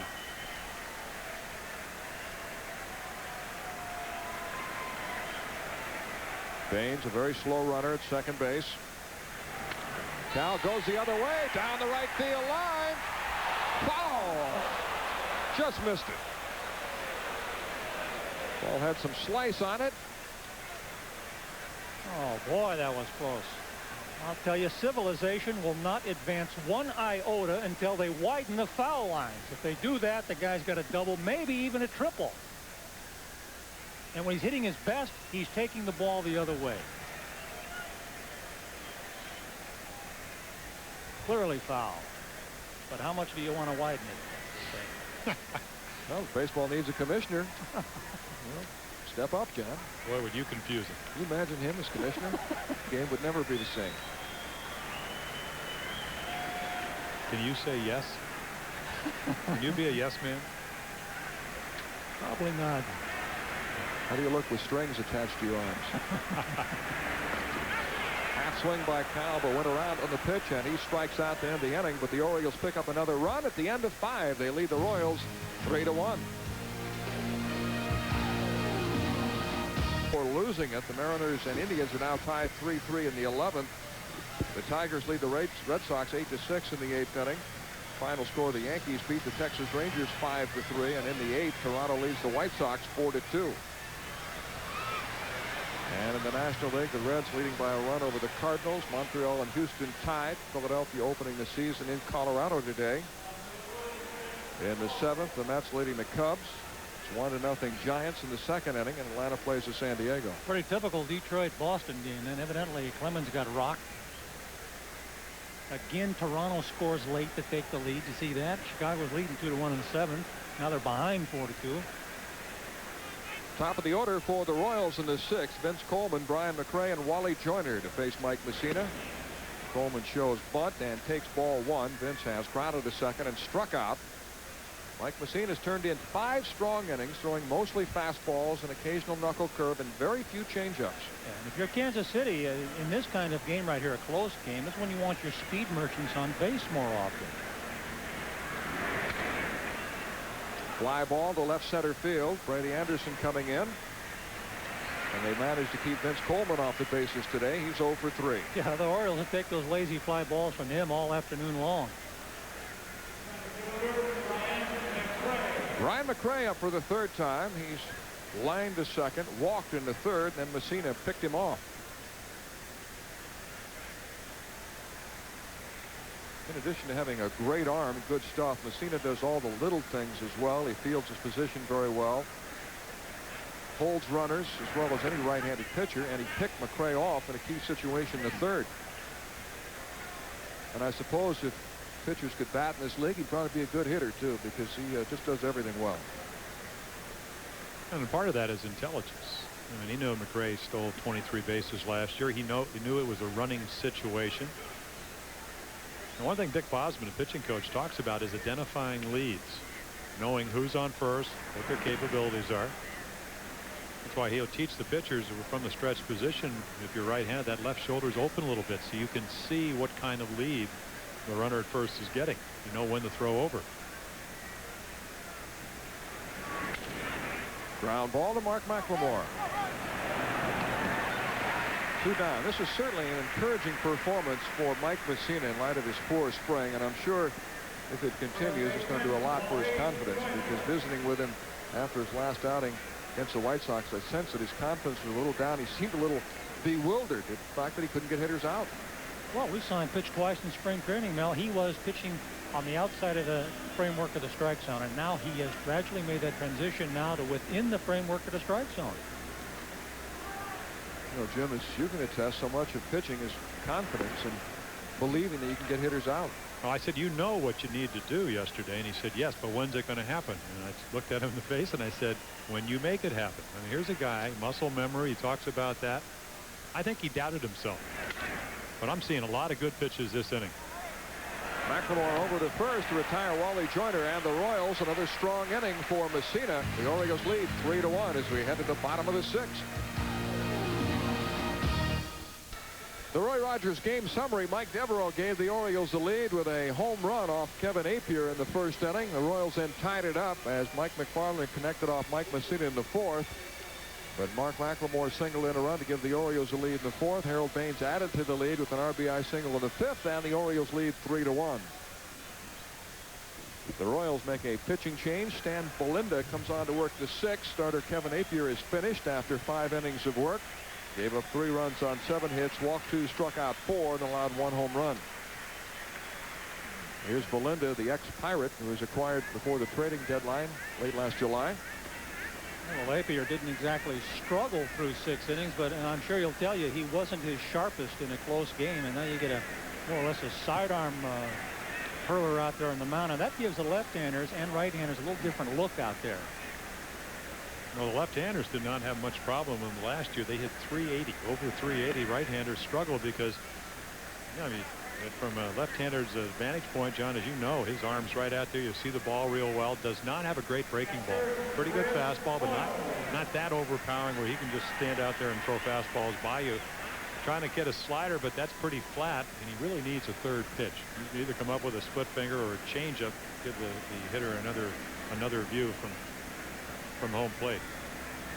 The Orioles will send up 2 right-handed batters, and Chris Hoyles and Chris Sabo, and the switch-hitting Mark McLemore to face Belinda in the sixth. Hoyles is flied to center, doubled and scored, and he takes a strike. Belinda was a closer with the Pirates. He is a setup man with the Royals, since they have one of the best closers in Jeff Montgomery, but he had 19 saves last year for Pittsburgh. Breaking ball is outside, 1-1.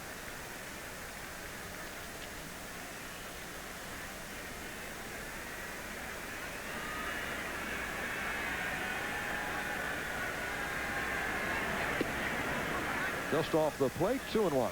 He's got a good fastball, but it's just a little too straight for a right-handed sidearmer. And that's why he flips up a lot of those sidearm breaking balls, those sidearm sliders, hoping he can keep it off the outside part of the plate. Comes inside of the fastball, and now he's in trouble. 3-1 to Hoyles.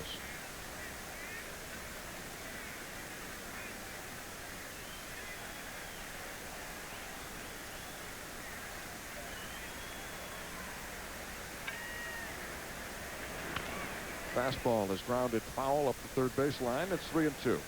He was on the mound in 1992. Pirates had Atlanta beat.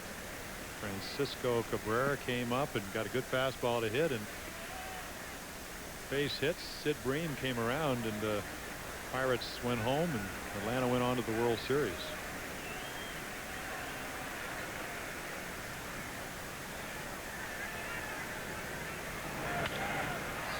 Hit foul down the right field line. The Royals are once again going to become dependent upon pitching and defense. So, you know, just like in those glory years when they were winning pennants. And they're going to have Belinda pitch at the top of his game, because he's going to be in a lot of ball games this year.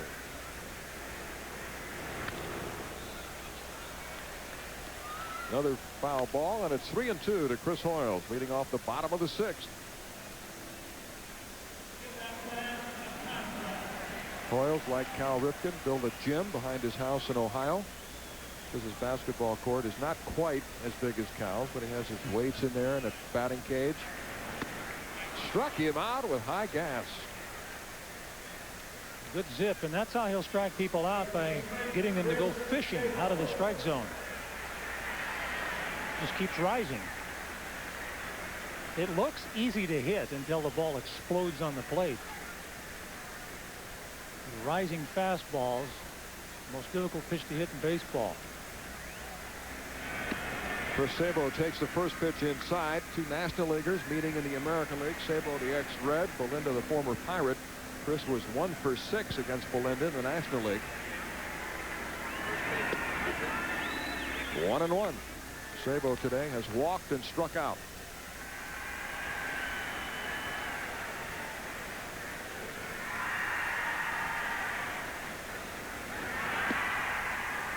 Two and 1. 3 runs, 7 hits, no errors for the Orioles. 1 run, 2 hits, and no errors for Kansas City.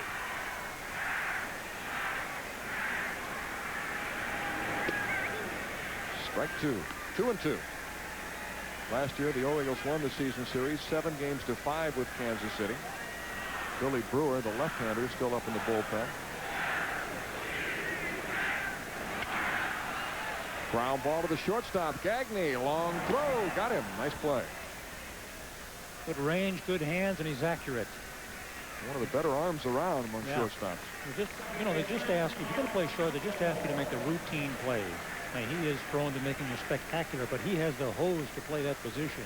He cut down his errors last year. He committed 18 2 years ago with the Twins, only 10 last year. He and Jose Lean really plugged up gaping holes in the middle of that infield last year. Mark McLemore grounds it sharply right through the wickets. McLemore's heading for second base. And he's in safely. Ball went right through Wally Joyner. He thought the ball was going to come up. It didn't come up. I tell you, baseball is one of the few games where the defense is in charge of the ball. So, runs can only be scored when the defense is willing to give it up. And it behooves those who control it to handle it wisely, because these kinds of errors right here lead to extra chances. And even if it's not this inning, somewhere down the line. And the Orioles may not get 27 outs because they may not need them here at home. So Joyner, who is normally one of the better fielding first basemen, boots a routine ground ball to put McLemore at second with 2 outs. And that gives Jeffrey Hammonds a chance to drive in a run. He's flied to right and flied to center in 2 at-bats today.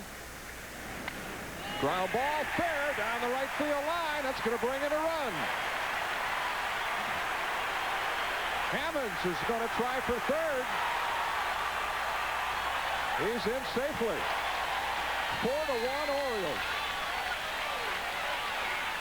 The Orioles made him pay. Joyner with a miscue. Hammonds with a triple to make it 4-1. Oh, there's the extra chance, Jim, we were just talking about. Well, Hal McRae said we don't score enough runs to give the other team 4 outs. And here's a perfect example. Jeffrey Hammonds, when he came up last year, hit the ball everywhere. Homered to left, doubled up the right field gap. Just a fastball away, and he goes right with it for a triple.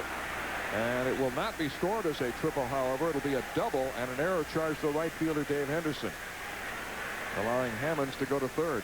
Well, look at it. Look at him shift it into high gear, though, when he sees that bobble in right field.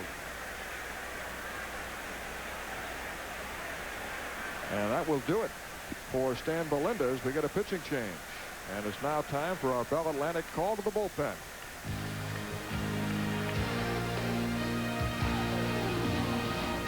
It's something we talk about.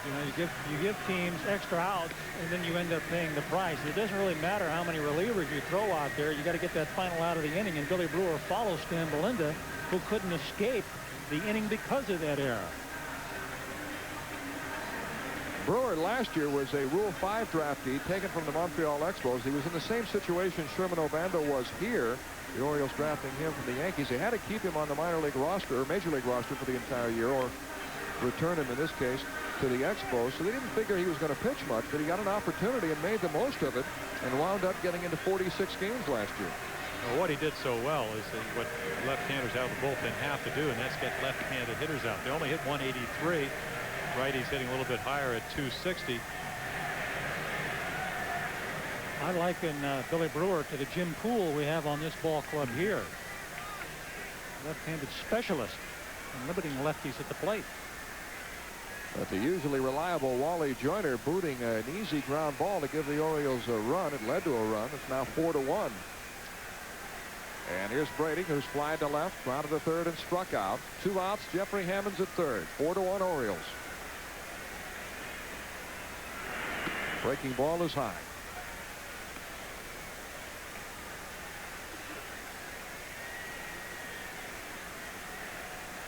Billy Brewer was a pleasant surprise considering his lack of experience, but now he's got to prevent this runner from scoring on third base. Fastball in there for a strike, and it's 1-1. Brady last year hit .259 against left-handed pitching. Well, certainly did that last year, John. Came in with 35 runners on board, only 4 scored. Good way to impress the manager. Not kidding. That's low. 2-1. Used to be only be concerned about, your earned run average and whatever, but now with that new statistics, inherited runners, there's a better guideline how well you really did do. Into left field, base hit, and another run to make it 5-1. Hammond scores on the single by Brady Anderson. Well, they are making the most out of that inning extending error that was committed by Wally Joyner. And high fives all around. But you make it work because you're able to follow that error up with base hits that score runs. That's the difference between a ball club that is not opportunistic and one that is. So Brady has his first RBI of the year. The Orioles lead 5-1. The run is charged to Stan Belinda. And here's Mike Devereaux. Ball 1.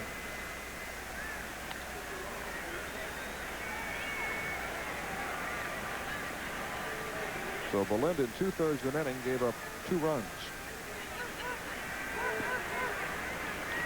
2 unearned runs.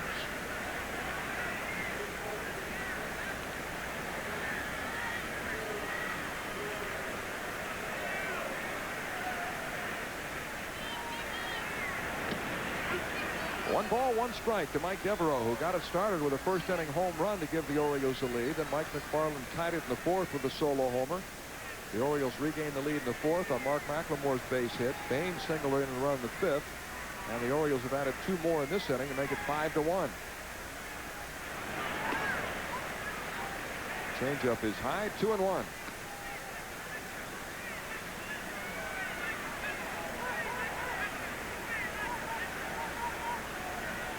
Brewer would really like to prevent any further scoring opportunities here. You've got to nip this in the bud right now. Otherwise, an inning like this can get away from you. Good fastball, 2-2. Well, I should say. But the placement of that fastball was more important than anything else. That makes it even more impressive. Outside corner, moving away.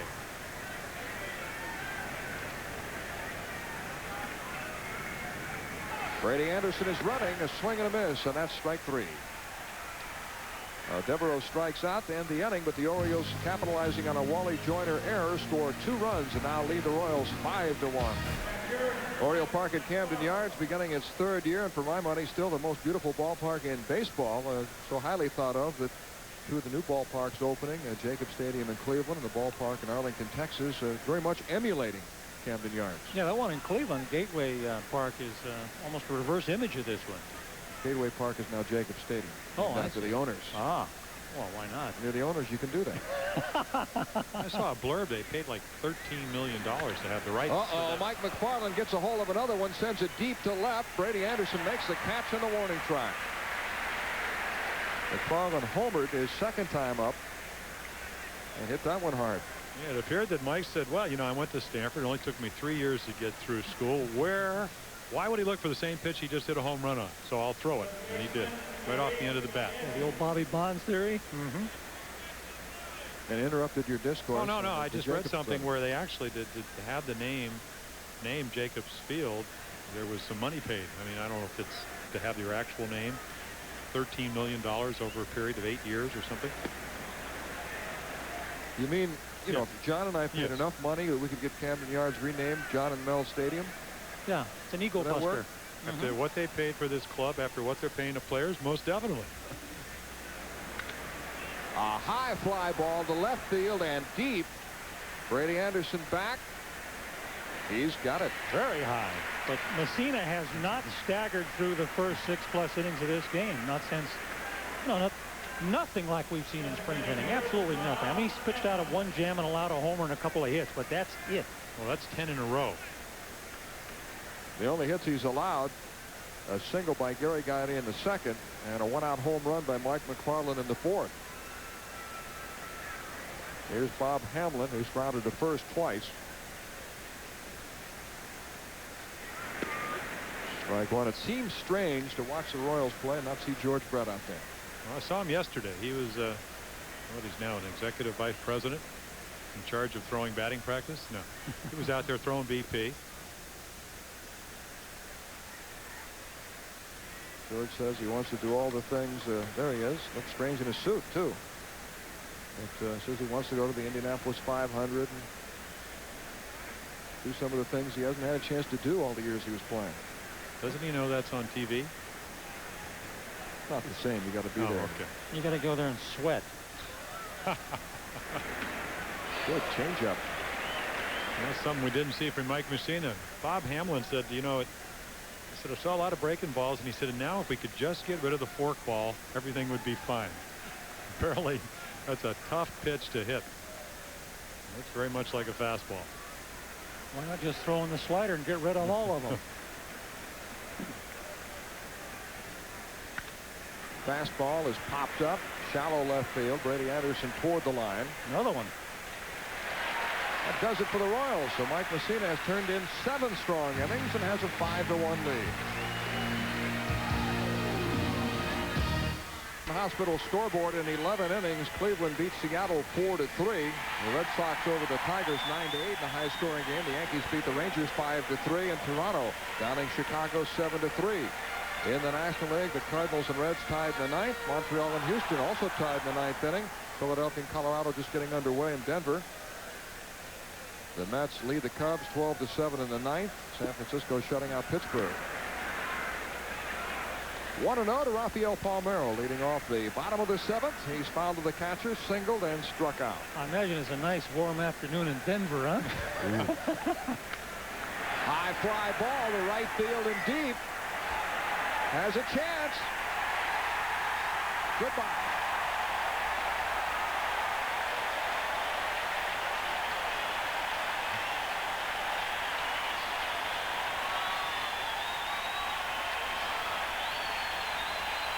Welcome to Baltimore, Rafi. 6-1 Orioles.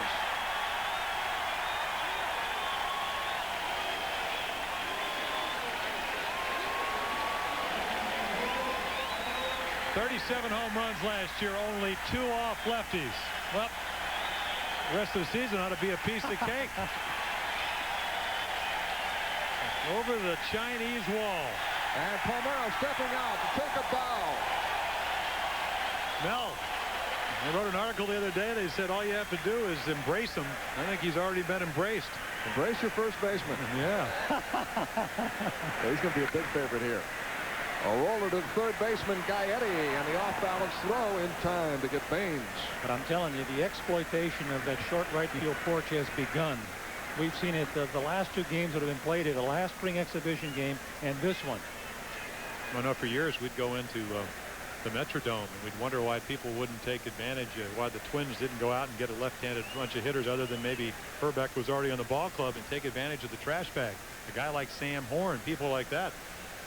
Well, this is very similar. Easily reachable if you have the right approach at the plate, and Palmeiro has that.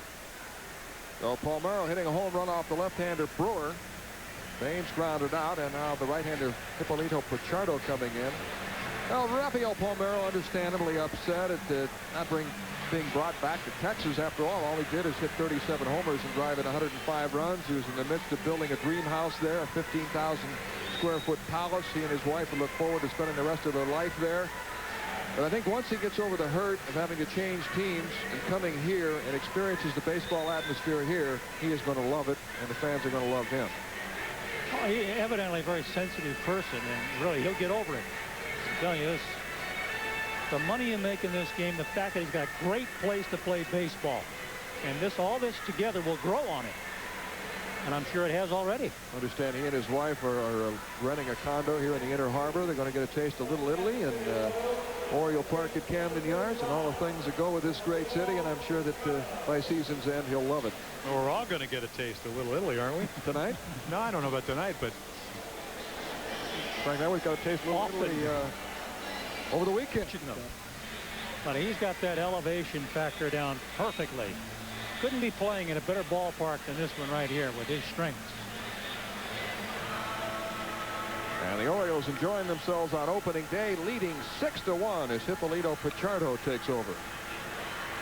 No, Hippolito 7 and 8 last year with just over 4 in run average. But tell you what, he got plenty of room for improvement out there on the mound. He got a good live 90-plus heater. Good hard slider, a forkball that runs away from most right-handed hitters too. And the Rafael Palmeiro home run worth another look. That left-handed pitcher, Jimmy, get that fastball on the inside part of the plate for a left-hander. He elevated it just enough, and she comes down just on the other side, if not on top of his wall. Strike one to Cal Ripken, who singled, grounded out, and struck out in 3 at-bats today. 6 runs, 10 hits, no errors for the Orioles. 1 run, 2 hits, and 2 errors for Kansas City. 1-1. But I'm telling you, finally, we've got the kind of music here during the 7th inning stretch that we can live with. That high leg, foot stomping. Thank God I'm a country boy. They got everybody on their feet, everybody in the ballpark, and look, it provided a home run. Well, the old owner didn't like that music. Told him to stop playing it. Roller up the third baseline, and it's going to be a base hit. So the hits are coming in all shapes and sizes this afternoon. From the home runs by Devereaux and Palmeiro to the infield bleeder by Cal Ripken. Well, that's what it was. That's a worm killer right there. Not a thing that can be done about it except just let it roll. Cal is now 2 for 4. And that's the 11th Oriole hit.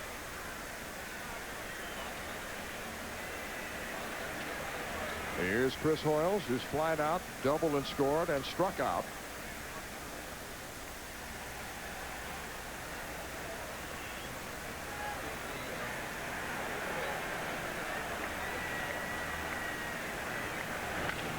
Sharp ground ball to Gagne. Over to Lean, who fires to first for the double play. And that ends the inning, but the Orioles pick up a run on a leadoff homer by Rafael Palmeiro and now lead 6-1.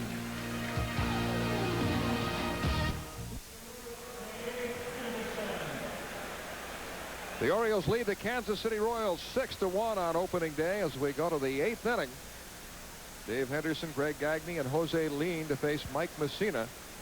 The Orioles have supported Mussina with 6 runs and 11 hits, but Mike has pitched well. He's allowed only 1 run on just 2 base hits.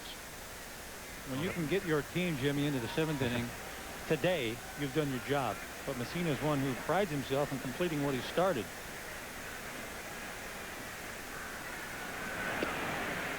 You know, even though there's work out there, there's people getting ready now out there in the Orioles bullpen, Mussina, I'm sure, would like to massage the rest of this game into the dugout.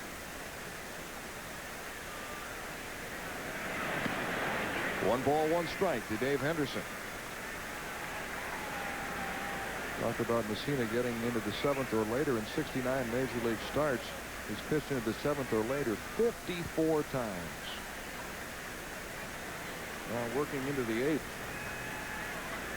Having retired the last 11 batters he's faced.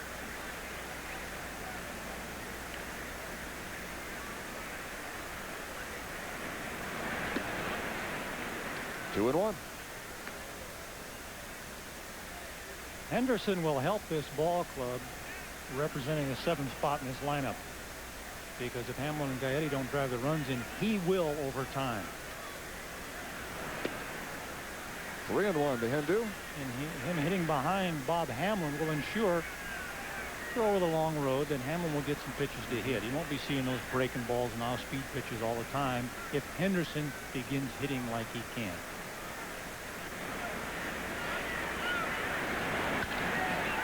Popped up on the left side. Shallow left field. Brady Anderson coming in.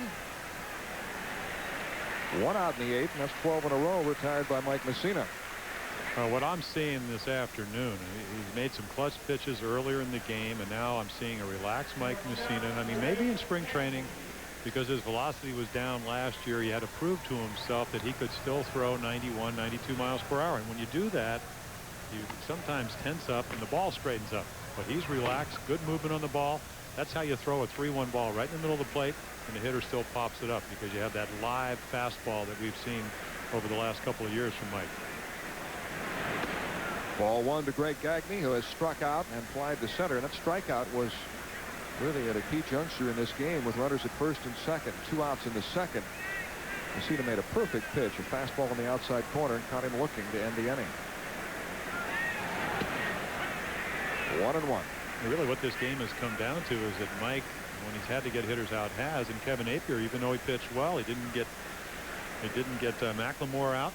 He got a single, and he pitched to Baines, did make a good pitch, and he got a single. And that led for his departure from the ballgame. Still has a good fastball in the late innings. He throws that one by Gagne, and it's 1-2. John Oates said no more than 120 pitches this year for Mike Mussina. Go back to last May when he pitched against the Tigers, threw 142 pitches, struck out 14, which tied Mike Boddiker's record, and you think that may have had something to do with the back and shoulder problems that Mike had later on in the year.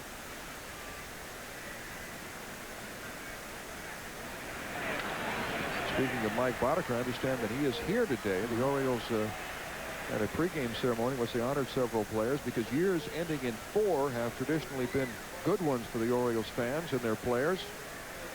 In 1984, Mike Boddiker won 20 games, the Orioles' most recent 20-game winner. Yeah, that's the year I got released. Wonderful year. It wasn't good for you. In 1954, Bob Turley was the winning pitcher in the Orioles' first game at Memorial Stadium. He was also here today. Brooks Robinson won the Most Valuable Player Award in 1964. He was honored as part of the ceremonies. Mike Cuellar was the Most Valuable Oriole in 1974. They were all here being honored before the game. Jim Poole and Alan Mills up in the bullpen, although Mussina is having no problems, having retired 12 in a row. Yeah, Mike Boddiker taking a break from his farming duties in the state of Iowa. Actually, no, I thought he has a farm in Iowa. More than one, actually. But he bought another one in Missouri. Good for him. It was a big spread. He's now living in Kansas City. He owns most of Iowa, though. We played for the Royals.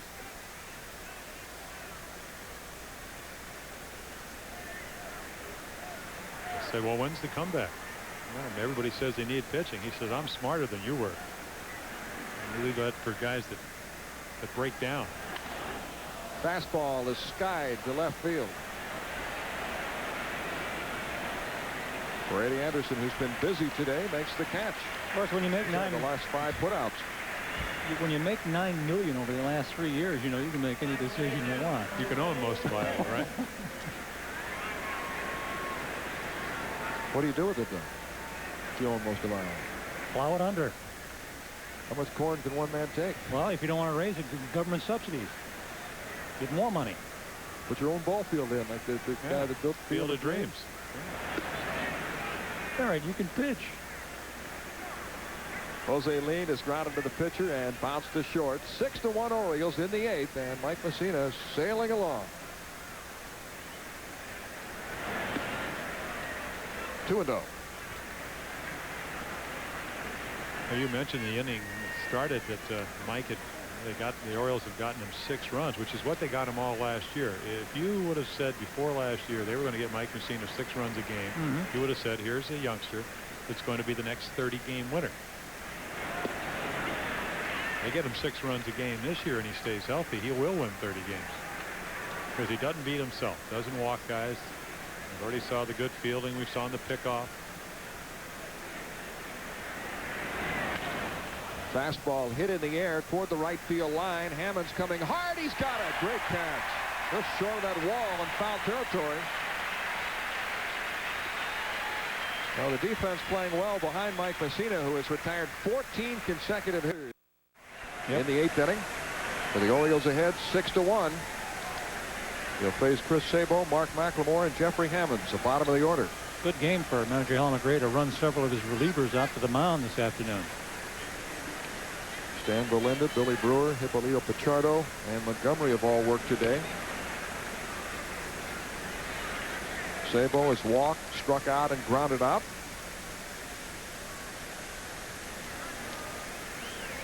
Six runs, 11 hits, no errors for the Orioles. 1 run, 2 hits, 2 errors for Kansas City. Grounded slowly to the shortstop, Gagne, and he kicks it around. Been a rough day in the field for the Royals. He had to do that over, Mel. He wouldn't charge in like that on that ball.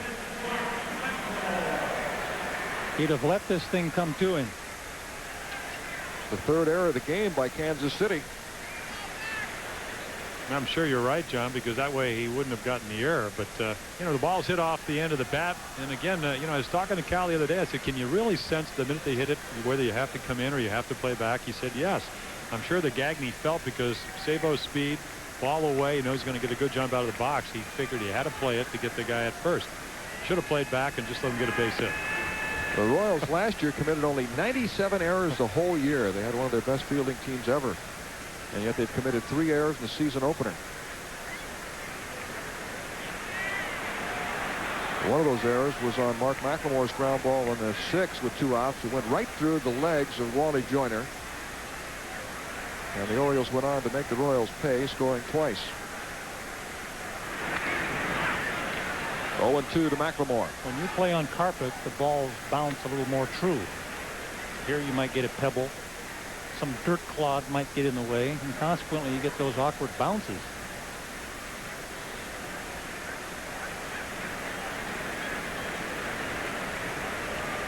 Gagne also had the luxury of playing in Minnesota, another carpeted field. Swing and a miss. And McLemore strikes out for the first out. Montgomery is probably one of the most consistent closers in the game. And they're just utilizing him here to get some work. It's my understanding the club didn't play the last couple of spring training games because of terrible field conditions in Memphis. So better to get these guys out there and get them back in the swing of things again. Montgomery last year tied the club record with 45 saves, tying Dan Quisenberry's mark. Breaking ball for a strike to Jeffrey Hammonds, who's flied to right, flied to center, and doubled in a run, also scored. It's that slider that you'll see Montgomery throw that makes him one of the best in the business. Fastball is high, 1-1. He really attacks right-handed hitters with that sharp slider. And you can tie those left-handed hitters up with that breaking ball too. So you can save all those games.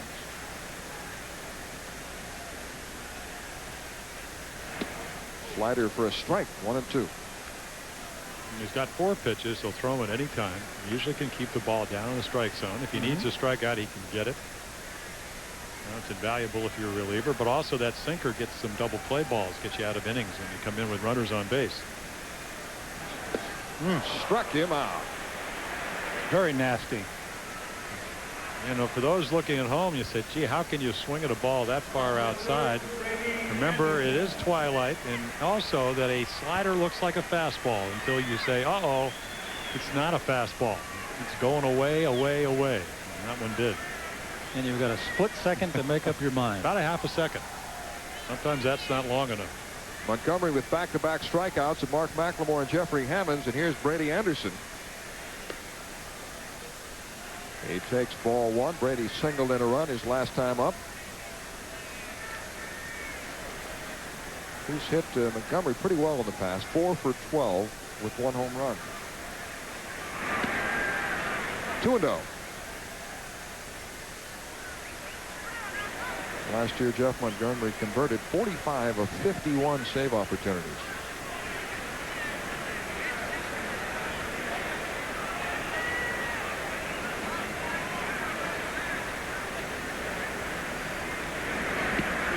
Fastball for a strike, 2-1. He's a quick worker after he doesn't fool around. One pitch after another, just like a machine. The defense ordinarily will play better behind you because of that. Foul tip, and it's 2-2. This is the 5th time the Orioles have met the Royals in a season opening game, and the Orioles have gone 3-1 in the previous 4. The last time was a game we mentioned in 1990 in Kansas City when Sam Horn hit a pair of home runs to lead the Orioles to a 7-6 11-inning win.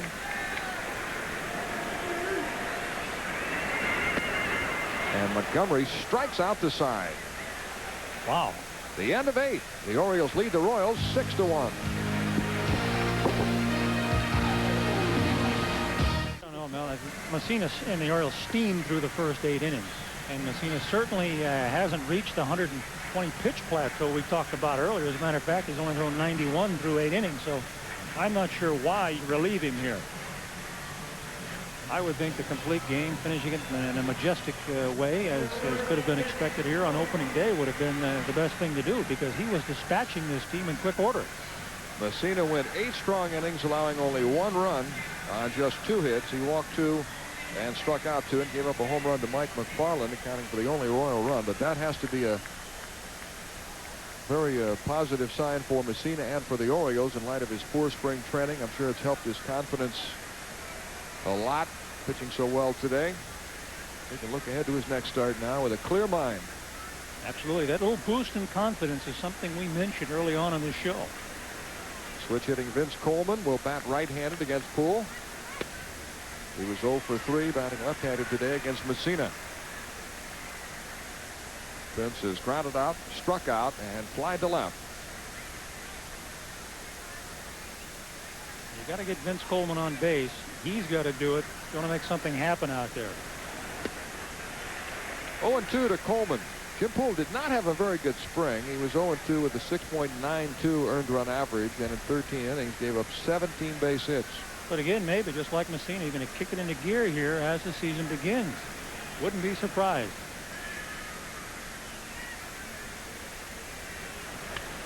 Slider is ripped foul.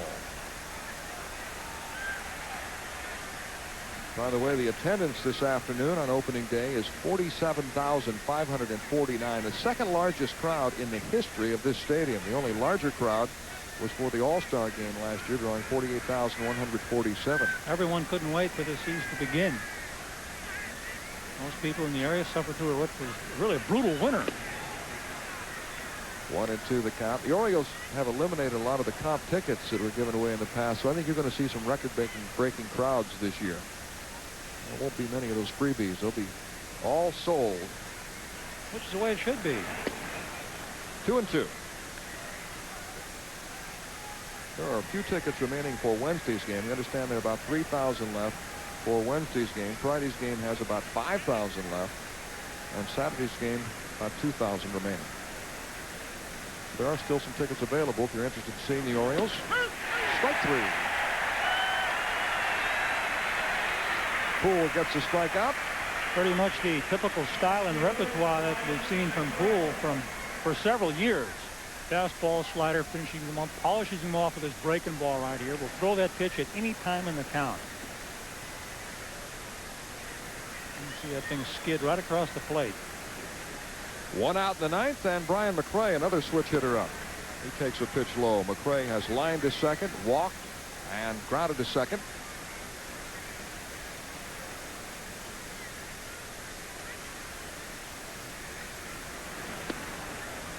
2-0. McRae got picked off after drawing a 2-out walk in the 3rd. He represented a tying run at that point. Mike Mussina picked him off. That was a big play. No one that we've seen takes liberties with Mussina when he's on the mound. 3-0. Jim Poole is an avid comic book collector, and I'm sure very happy that one of the Orioles' 21 owners is Steve Jeffy, a comic book magnate. I asked Steve if Poole had requested a comic book clause in his contract.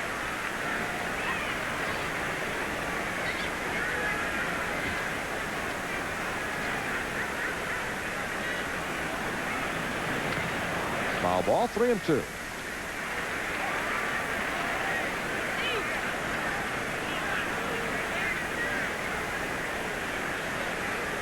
Mike Mussina has to feel gratified by his performance this afternoon, giving up just 1 run on only 2 hits. Had a good fastball for 8 innings. Began to mix in his other pitches gradually, mostly going with the hard stuff. And Poole walks Brian McRae.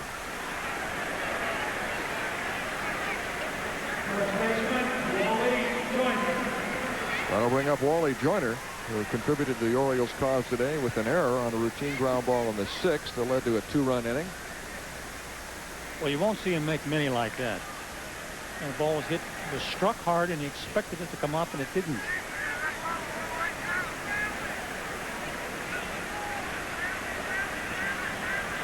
He's getting closer with a wallop here. Now, if he played regularly in this park, he would hit some home runs. Oh, yeah. Because he lofts the ball into the air a lot.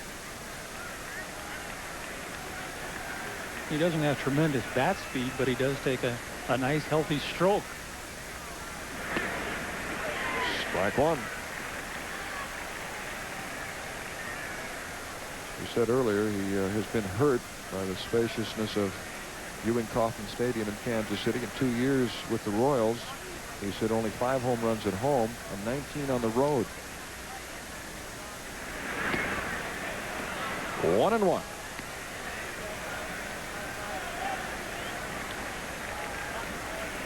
Well, Joyner lacks the power most clubs want in their first baseman. The Royals could live with that if he drove in more than 66 runs, which is high with Kansas City. Check swing roller foul, and it's 1-2 to Joyner. When he first came up in 1986 with the Angels, he had 22 homers, drove in 100 runs his first year. The second year did even better with 34 homers and 117 RBIs. But he always maintained he was a line drive hitter who happened to hit home runs, and that's what he is, basically. The Big A, Anaheim Stadium, a better ballpark for him to hit in than Royal Stadium has been.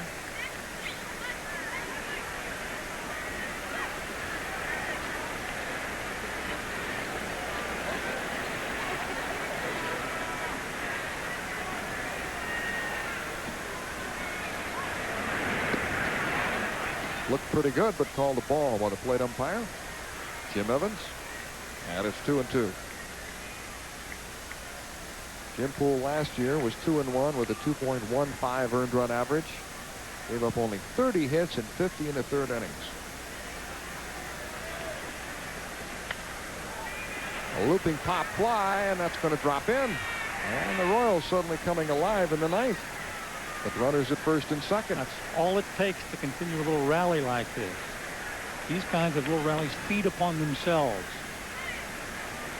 And now coming up is Mike Macfarlane, who has hammered the ball hard twice. He had a home run in the 4th and just missed in the 7th.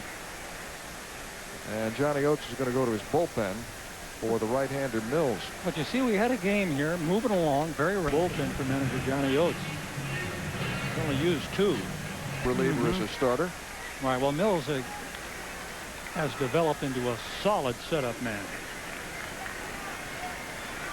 So here we go. Runners at first and second. 1 out. The Orioles lead 6-1 in the 9th. And Mike Macfarlane to face Alan Mills. Macfarlane, who set a career high last year with 20 home runs.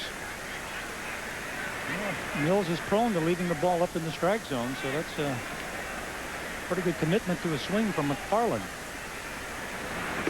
Fastball, but good location on the outside corner, and it's strike 1.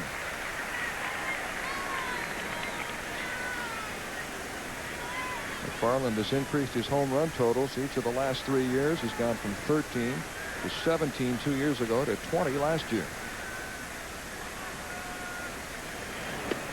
Good slider, and it's 0-2. Well, that's what you have to deal with right there when a guy like Mills busts ahead in the count. Because Mills has found a comfort zone when he comes in to pitch in the 7th and 8th innings. And now having to perhaps finish this game without Lee Smith coming in, I tell you, that's enough drive for Mills to get him going. Trying to get him to chase a low slider, and it's 1-2. And that's the book on Macfarlane. Get ahead of him, and you can get him to chase pitches out of the strike zone.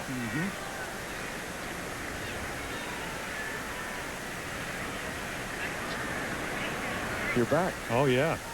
Been, cardiovascular workout. Up the stairs. We sent Jim downstairs to get ready to do a post-game interview. That's not a good sign that you've come back. Not that we don't love you, but...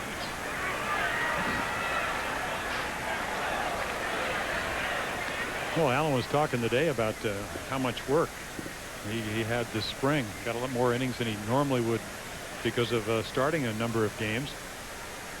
The key to him, though, is that slider, as you said. If it's sharp, fastball is so explosive, it runs all over the place. Makes the hitter look for another pitch. Slider just off the plate, and it's 2-2.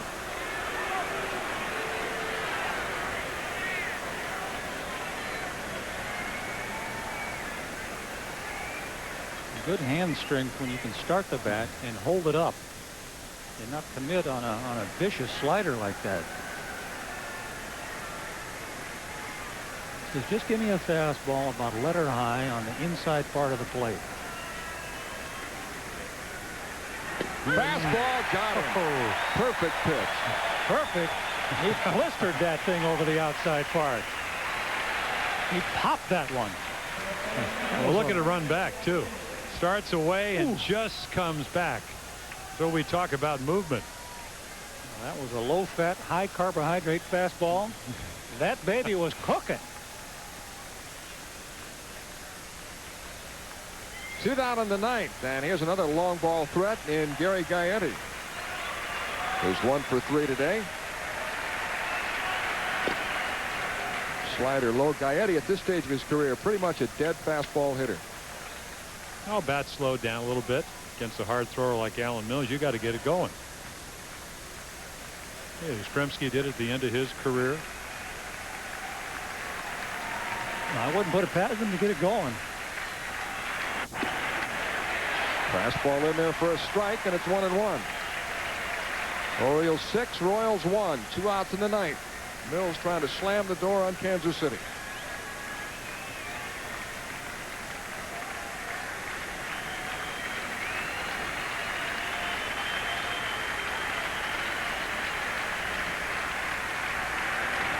Fastball, ground ball on the right side, and through for a base hit. Brian McRae will come in to score to make it 6-2, and the Royals are still alive. Gaetti's second hit of the game, and the run is charged to Jim Poole. Well, they're taking a step closer because if not for that strikeout that Mills got, they'd have been knocking on the door.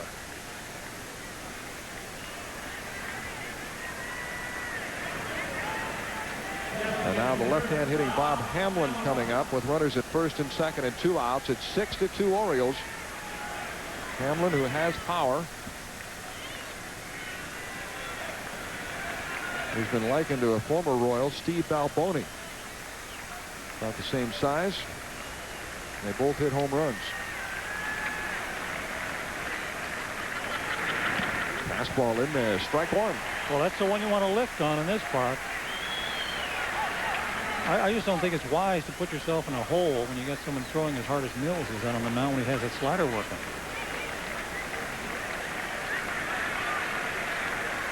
You know, it's nice to take a pitch every now and then and hope the pitcher's a little wild, but Mills not giving any indication of that. 1-1. This is Hamlin's first at bat against Alan Mills.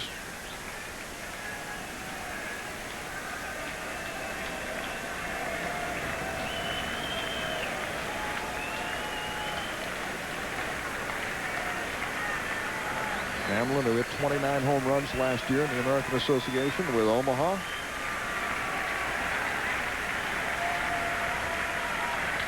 Fastball is stroked into left field.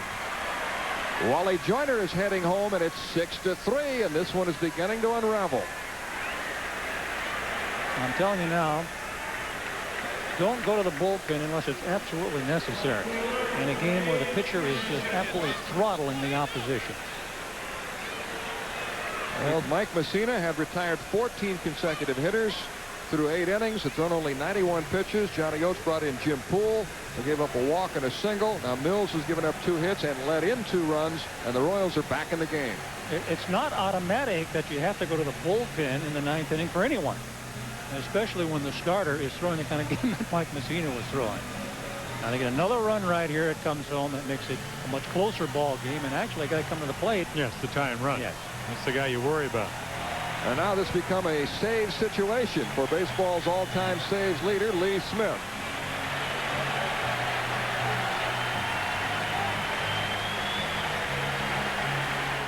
Plus innings last year.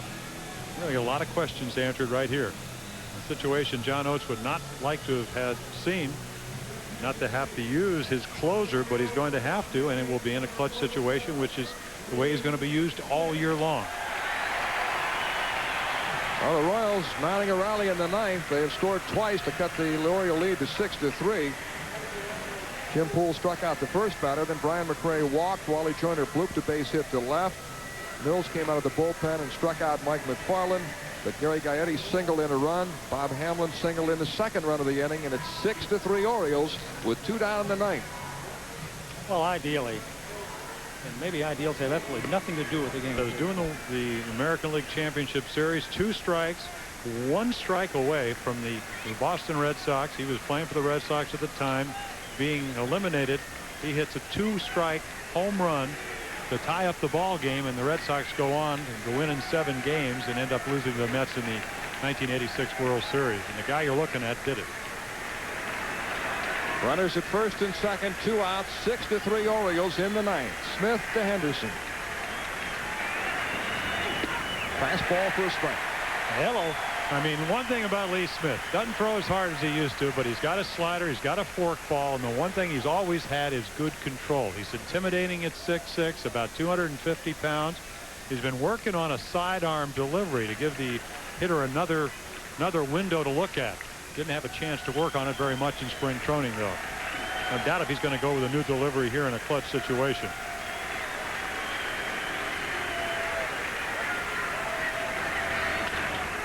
Ground ball to the third baseman. Sabo to second. That's the ball game. So Lee Smith comes on to pick up a save. And the Orioles hold off the Kansas City Royals 6-3. The totals for the Orioles: 6 runs, 11 hits, no errors, and 7 left. For Kansas City, 3 runs, 5 hits, 3 errors, and 4 men left on base. Mike Mussina gets the win. A save for Lee Smith, and Kevin Appier takes the loss. So opening day is a rousing success. Over 47,000 on hand to see the Orioles beat the Kansas City Royals 6-3.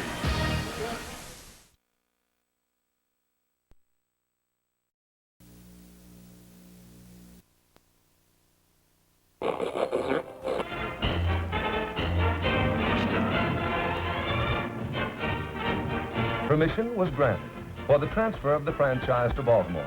Mr. Will Harridge, on the right, announced it to Mayor D'Alessandro and Mr. Meyer. And that's the way the story began. Let's see what happened next. That opening day, I remember it very well because that was a game that I pitched and played against the Chicago White Sox and pitched 9 innings and beat the White Sox 3-1. The Oriole pitching tradition started, I believe, when we traded for Mike Cuellar in 1969, or actually in the winter of 1968. My job as a third hitter was to get on base no matter what, to put the game in the fourth hitter's hand. And if you put the game in the fourth hitter's hand, who was Eddie Murray, the game was over. The Orioles made the trade to get Frank Robinson, who was 30 years old and truly the greatest player I ever played with and one of the greatest players in the history of the game. Whenever I say the name of Doug the Sensei, I recall the day that we retired Brooks Robinson. And Doug was the player representative. And it was his duty to come out and say a few words on behalf of the ball club for Brooks and his retirement. And as I introduced him, and he got a great welcome and came charging out, he one of, 42 different guys that have played third base for the club since Brooks. He got a nice ovation as he came. He came out of the dugout, and he stopped when he got to third base, reached down and pulled the bag right out of the ground, and then jogged out to where the ceremony was, second base, and handed it to Brooks, and never had to say a word. That's the way Earl was. If you had 4 hits, boy, you were going by him, come on now, get another base hit. Don't give up this out. Go on out there and get a base hit. He didn't want you to give up that out. And what Earl was, I like to describe Earl as he was the most impatient, patient man I've ever been around. Hank Bauer turned the meeting over to our super scout at that time, Jim Russo. And Jim Russo's babbling about an hour and a half. I mean, he has found all of these little idiosyncrasies about the Dodgers, about what pitches they like in certain counts and where to play them and where not to play them and all of this stuff. So Bauer finally gets fed up. He said, that's enough of this crap. He said, let's just go kick some butt. In spring training, I know when I came over in '68, he was using an 016, which is a big bat, 35 ounces, 35 inches long. And I broke the last bat I had in spring training, so he threw me his bat, and I said, hey, Boog, I can't swing that thing. He says, choke up on it. So I choked up on it, and I never forget, I hit a home run with that bat, and I didn't give it back to him. I used it for about a third of the season. Probably the best finisher I've ever seen. Get Jim Palmer a 3-run lead in the 7th inning, and Jim didn't need to use any curveballs. Jim threw that fastball at jump. I think the final day in Memorial Stadium exhibited exactly how the players feel about their fans, because we always hear about the fans love the Orioles. And on that particular day, I can remember the present-day club, we were in the clubhouse as all the old players were trotting out onto the field. And the first one, Brooksy, went out to third base, and the cameras panned on Brooksy, and then they came back up in the stands with the music playing, and maybe a minute later, Frank trotted out to right field waving his hand. I'm getting chill bumps as I'm talking now. But, you know, we in the clubhouse, modern-day Orioles were giggling because when they started showing the stands, some of the people started wiping tears, you know, and it was a continuous applause. And then as the post-game show continued, one player, then another player, and then Jim Palmer went to the mound, and the camera panned him. And all this laughter that had been going on in the clubhouse, when they saw tears running down Palmer's cheek, it got dead silent in our clubhouse. And I think at that moment, the young Orioles realized what it meant to be part of the Baltimore organization.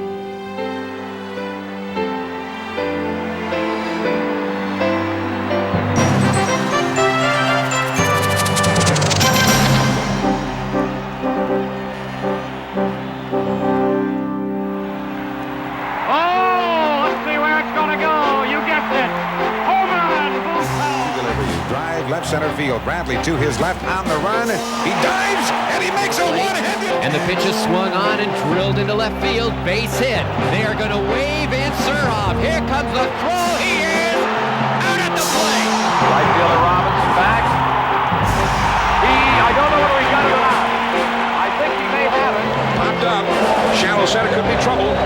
Bill Ripken with a dive and he makes an incredible catch. Here comes the pitch. Sorrento takes the ball strike three, and the Orioles are in the win column on opening day.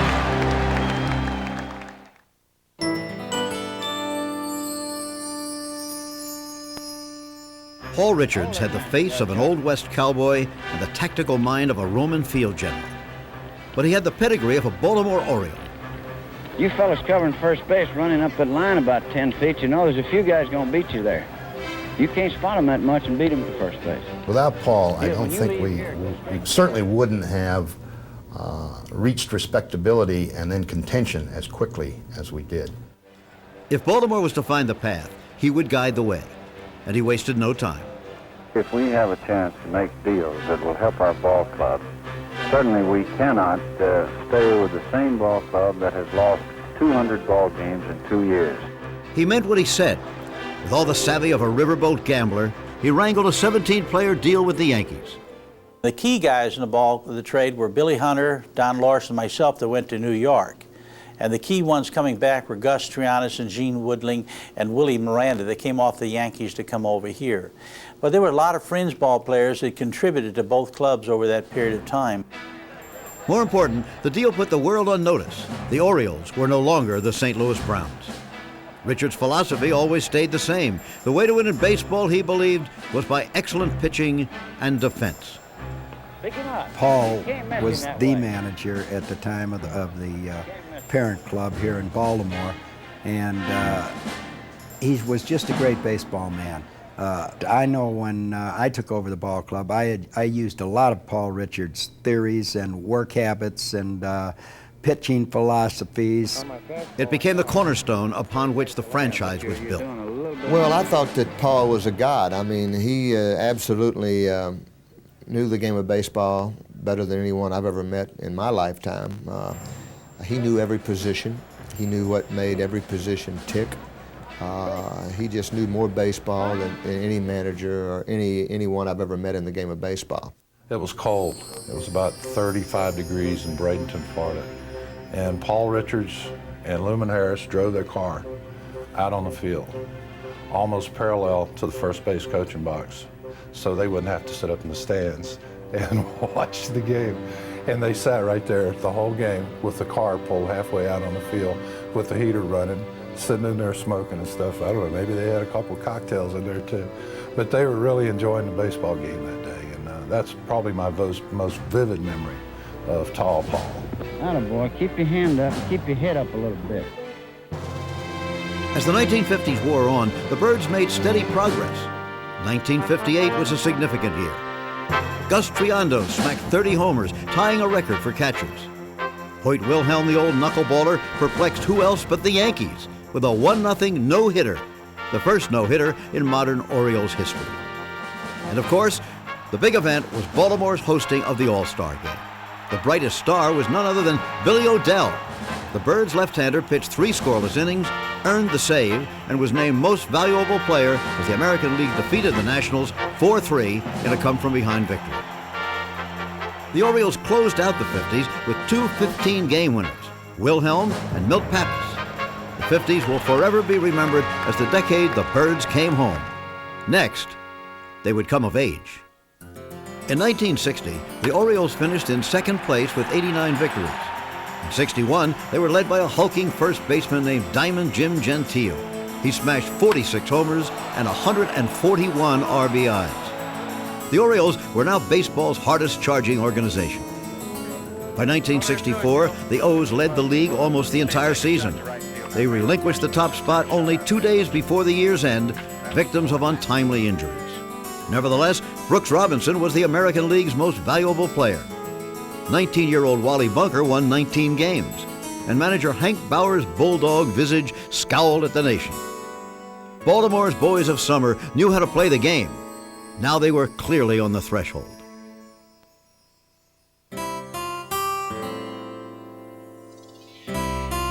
In the trade that rocked the baseball world, Cincinnati divorced the former National League MVP on the grounds that he was an old 30. Buttoning up his Orioles jersey to start the 1966 season, he was an angry number 20. Bauer said, hey, go on up and take a swing. Well, Frank's right off the airplane. He didn't much care about it. Wait a little while, you know, and he'd take his BP and get everything going. And you know, it didn't mean a thing. It was just a pickup game going on. And finally, Bauer said, hey, go on up and take a hack, you know. So Frank, against his better judgment, but what the heck, it's his first day with the ball club, and he wants the guys to know that he's as regular as anybody else, so he did. He walked up there and ripped a line drive double into left field corner, right off the airplane. I thought to myself, maybe we've got something special here, and we did. I turned to somebody and I said, I think we just won the pennant, mainly because I thought Frank would make that kind of difference on our ball club.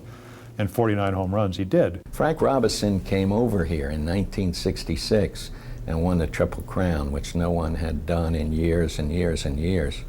Not only that, but as Brooks Robinson often said, we had a good ball club. Frank taught us how to win. Robbie wasted no time. In the first 3 games of 1966, he homered. He knew how to go get the ball, too. He was a manager on the field. He was the judge. He was the police officer. He was the principal out there. When you didn't do things right, when you did not play and give your best, when you made boneheaded plays, Weaver did not have to say anything because Frank was there to let you know. Frank stood right up there on the top of the plate, knew he was going to get hit a lot, did get hit a lot, took it, went to first base, but he got a lot of them back, you know, and by home runs and a lot of other things. So Frank was just a tough guy. I mean, he always had that reputation. When he came over here, that's just the way he played. So that was a real plus for the Orioles. I was shocked, hurt, upset, and stunned. I just didn't understand why the trade was made. But after I thought about it for a couple of days, I said maybe the best thing for me in my career to get a fresh start in a new city, a new team. Baltimore had been close to a couple of years in a row. And I said, if I can go over here and do what I'm capable of doing, help the team, maybe we can get over the top. At season's end, Robinson was the American League's most valuable player. His anger had wrought 49 home runs, 122 runs batted in, and a .316 batting average. Not bad for an old man of 31. It seemed there was nothing Frank Robinson couldn't do on the field or even in the clubhouse. Well, Kangaroo Court is something that, of course, Frank Robinson was the judge of the Kangaroo Court, and any cases that came up, we made quite a lot of money that we donated to charity. I know at one time Earl Weaver might put a runner in to pinch run if he to steal a base. If he got thrown out, Earl Weaver got fined for making a bad move, that kind of thing. We impeached Frank one time.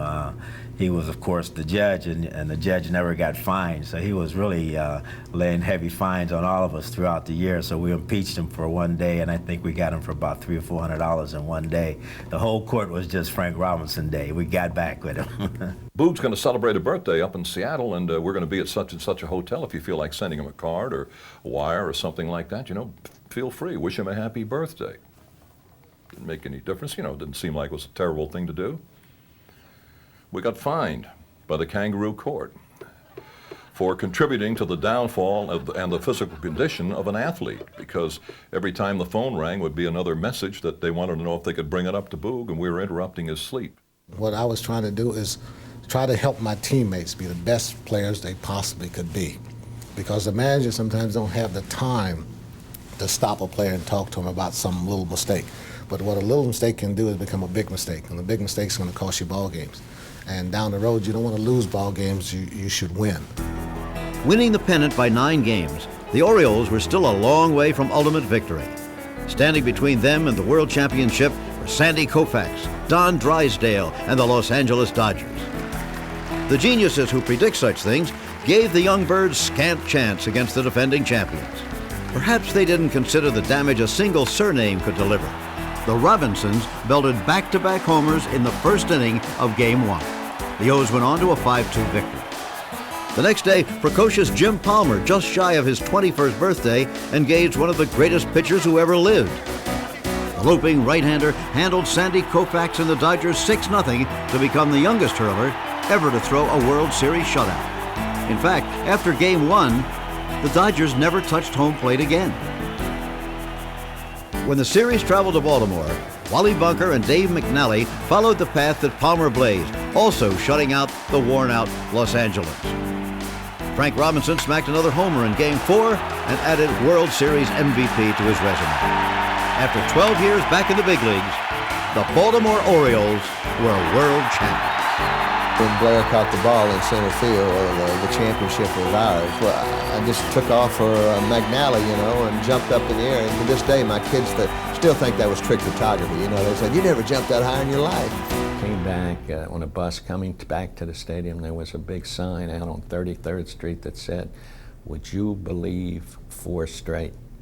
And we all kind of giggled and laughed at it. So I felt like we could beat them in the series. I didn't have any idea about 4 straight, naturally, but I felt like we had as good a ball club as they had, if not better, and we could beat them. Frank's presence helped everybody out. I mean, it helped Brooks a lot, and it helped me a lot. It took a lot of the pressure off of me, knowing that I had to hit a home run every time up. And, you know, Frank was up there, and I was hitting behind Frank a lot, and then Frank would hit behind me in certain situations. And it was a real treat hitting around Frank, you know, because everybody knew you couldn't walk anybody to get to Frank because he was going to take you deep. So I was just sitting all over stuff, man. It was all over fastballs right there.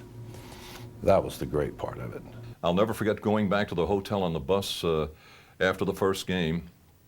Not too many guys on the bus, but among them was Dave Johnson and Luis Aparicio. And they kept talking about celebrities that the players had seen behind the dugout, movie stars and things of that sort. And somebody mentioned Frank Sinatra was there. And Davy Johnson said, "Where was he?" And they said he was sitting in the second row of the right behind our dugout. "You didn't see him?" He said, "No, I didn't see him." Luis Aparicio spoke up and he said, "Hey, You know C. Sinatra, how are you going to see that Koufax curveball? The records of baseball will indicate that Dave Johnson got the last hit that Sandy Koufax ever gave up. Strange. In mid-season 1968, Hank Bauer, unable to meet raised expectations, was replaced by Earl Weaver. Not exactly possessed of what you'd call a charming disposition, Weaver, however, was a winner. Of course, he had some help along victory's path by the likes of Boog Powell and Mike Cuellar. Powell, a 230-pound first baseman, had a voracious appetite for home runs. He gobbled up 37 fat pitches and knocked 127 little black and orange birds over home plate in '69. Crazy Horse, the newest addition to the pitching stable, drove opponents crazy with his screwball and won 23 games. The ball club won a staggering 109. The Birds would meet the amazing New York Mets. In Game 1, all went according to plan. Cuellar defeated Tom Seaver 4-1. After that, to the astonishment of an entire nation, the Mets battled back. Jerry Koosman, Seaver, and a young fastballer named Nolan Ryan led a team that had curried the favor of the baseball gods. The next 4 in a row were snatched from the stunned Birds. 1970 was a season of atonement. Boog Powell was the worst torture of all. He punished pitchers with 35 home runs and 114 RBIs. He ran away with MVP honors. Incredible was the only way to describe it. And more incredible still, that virtually the entire season of grand accomplishment was obscured by one player and 5 October days.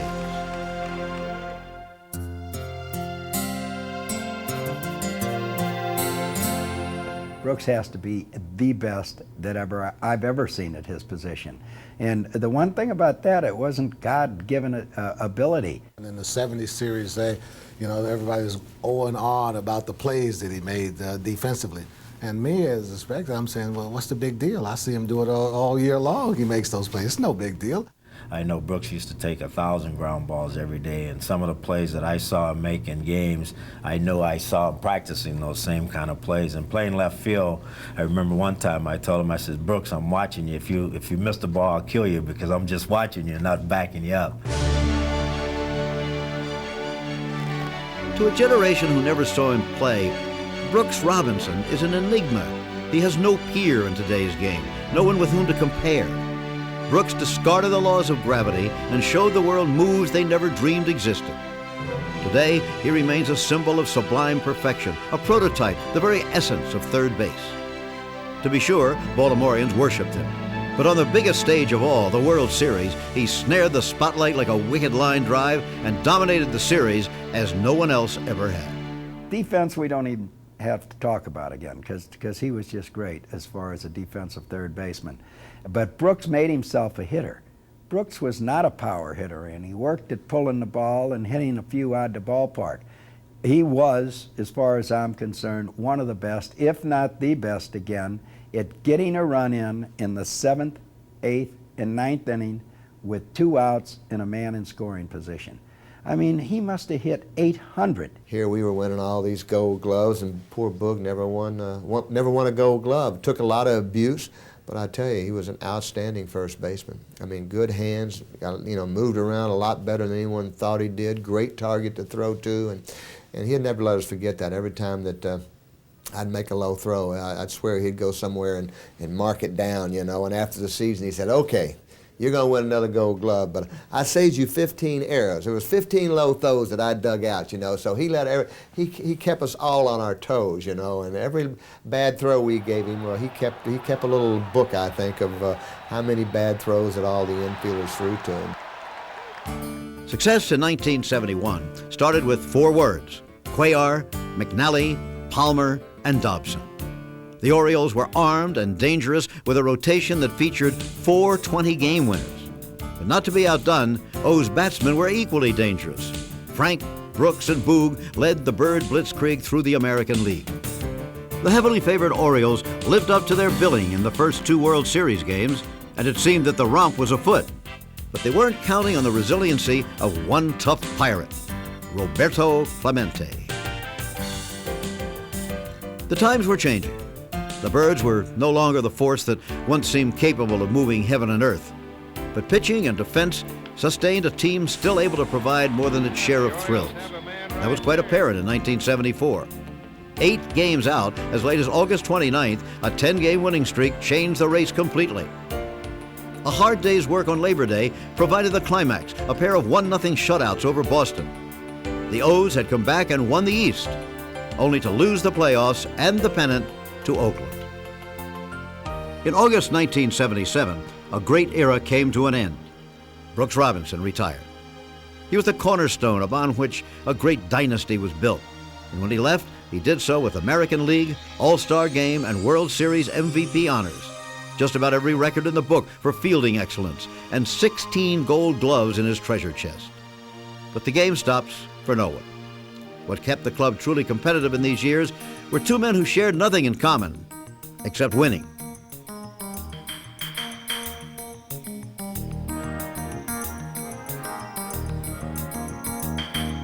One was tall and lean, the other short and stout. One was eloquent, the other earthy. One was Cy Young, the other see you later. No wonder they got along so well. Baseball players are together more during the summer, a baseball team, than each individual would be with their wives. And when you're together that much, there's going to be some arguments. Jimmy and I had some dandies. If I was going to describe Earl Weaver to somebody that had never seen him, obviously he was a short guy. He was like 5'6", which is why we never saw eye to eye. About when to take him out, when to leave him in. You know, he looked at himself as being a very positive guy, but there was nobody more negative ever that managed. Who the umpire might be that night and how we're going to handle the umpire. I mean, one day I walk a couple guys in the first inning. Belanger makes 2 errors, which didn't happen very often in the same inning. Boog loses the ball in the sun, and they get 2 runs. And during the middle of the first inning against the Twins in Baltimore, he walks out to the mound and asks me if I'm trying. And I go, am I trying? I said, you made out the lineup. I said, why don't you go ask, Belanger over at Troy? Walk out there now, Earl. Go out there, ask him if he's trying, because you put his name in the lineup and he's made 2 errors. I said, or better yet, why don't you go ask the heavyweight over at first, if he meant to lose that pop fly in the sun. I said, he may squash you. After we had clinched the division, I told Palmer he was starting the first game, and Palmer said, I'm not starting the first game. And I said, you're starting the first game, Jim. He said, no, Flanagan deserves to start the first game. Flanagan's going to be the Cy Young Award winner, and he won more games than me. And I said, Jim, you've had the experience, you've been through it, you know what you're doing, you know the hitter's inside out, you're starting the first game. Well, it caused a feud.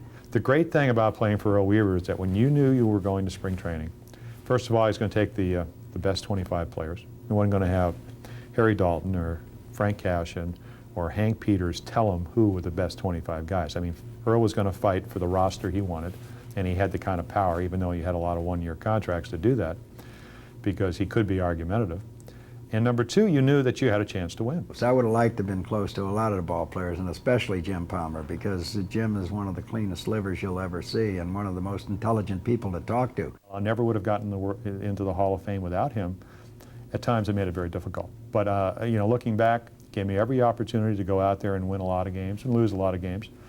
He had a very simple philosophy. In most years, till late in my career, he didn't think there was anybody better in the bullpen. So why bring anybody in? I guess there were a lot of them that, don't even come to mind anymore. Important at the time, probably, to one of us. Probably never important to both of us, because one of us might have been laughing at the other guy all the time in some of these arguments. Their stormy relationship had its ups and downs, but no 2 men were more instrumental to the Orioles' sustained success than Jim Palmer and Earl Weaver. Palmer's slow, graceful pitching motion seemed an exaggerated thing of beauty until it climaxed into the exploding high fastball, hard to lay off, impossible to hit. Despite career-threatening injuries, he won 20 or more games 8 times and the Cy Young Award 3 times. In the best season of his career in 1975, he won 23 games with a paltry 2.09 earned run average. You ever see Earl when he gets out there and puts his hands back this way? Then you know he's got something he wants to say. Finally, the home plate umpire came out to the mound. And Earl turned to the umpire and he said, look, he said, this man has won 20 games in a year, 8 years. He said, where do you want him to throw it to get a strike? You're gone. If Palmer couldn't get along with his manager, he certainly had less to gripe about than the American League's umpires. The O's skipper was a cantankerous, obsessed genius with a hair-trigger temper, and nothing set it off like an umpire's mistake. Until something happened in a ball game, you know, you're the calmest person in the world. Well, you're on edge in a one-to-one ball game, but, you know, an umpire hasn't been part of it. I'm on edge because I want my pitcher to throw a strike. But in that one-to-one ball game, and a guy slides into second base, that opponent slides into second base, that I think I'm out, in my shortstop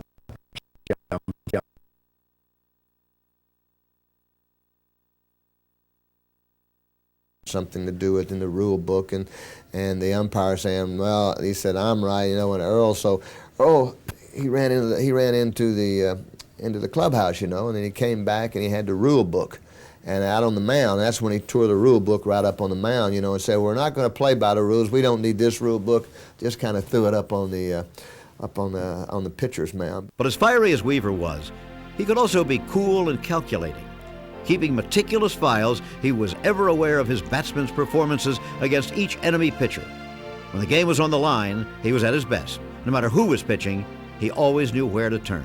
Since Earl did want to use everybody on the ball club, and he had no favorites, believe me, he had no favorites, but he wanted to use everybody that was a member of that ball club, that we should go out and try to have the very best bench that we could possibly acquire. Because if Earl was going to use them, I wanted to make certain that we didn't weaken ourselves when he made a move. And it was as a result of that I think that we finally put together what Earl referred to as deep depth. Earl was very astute in that sense, and he knew the game so well, and he knew his players so well that he would use certain players in certain situations, and I guarantee you those players delivered in that situation. When one guy gets hurt and you can replace him with somebody else just as good, a guy that's sitting on the bench waiting for his chance, you know, to get into the regular lineup, that's what you call deep depth, and that's when you got a good ball club, when you can use all 25 and all 25 of them can come through for you one time or two during the course of the season. Weaver led the team from the late 1960s until the early 1980s, from the Frank and Brooks powerhouses to the Lowenstein and Renicky underdogs. In all of that time, one thing never changed: winning. In 1976, Hank Peters unleashed a deal that would mold the Orioles for years to come. Reminiscent of Paul Richards' legendary swap, he traded Ken Holtzman, Doyle Alexander, Grant Jackson, Elrod Hendricks, and Jimmy Freeman to the Yankees. The Orioles picked up two of their all-time greatest left-handers, starter Scott McGregor and relief ace Tippy Martinez, a strong-arm catcher named Rick Dempsey, and also Rudy May and Dave Pagan. Things were growing on the farm, too. Most prominent among them was a laconic first baseman who would ultimately become the most prolific switch hitter with power since Mickey Mantle.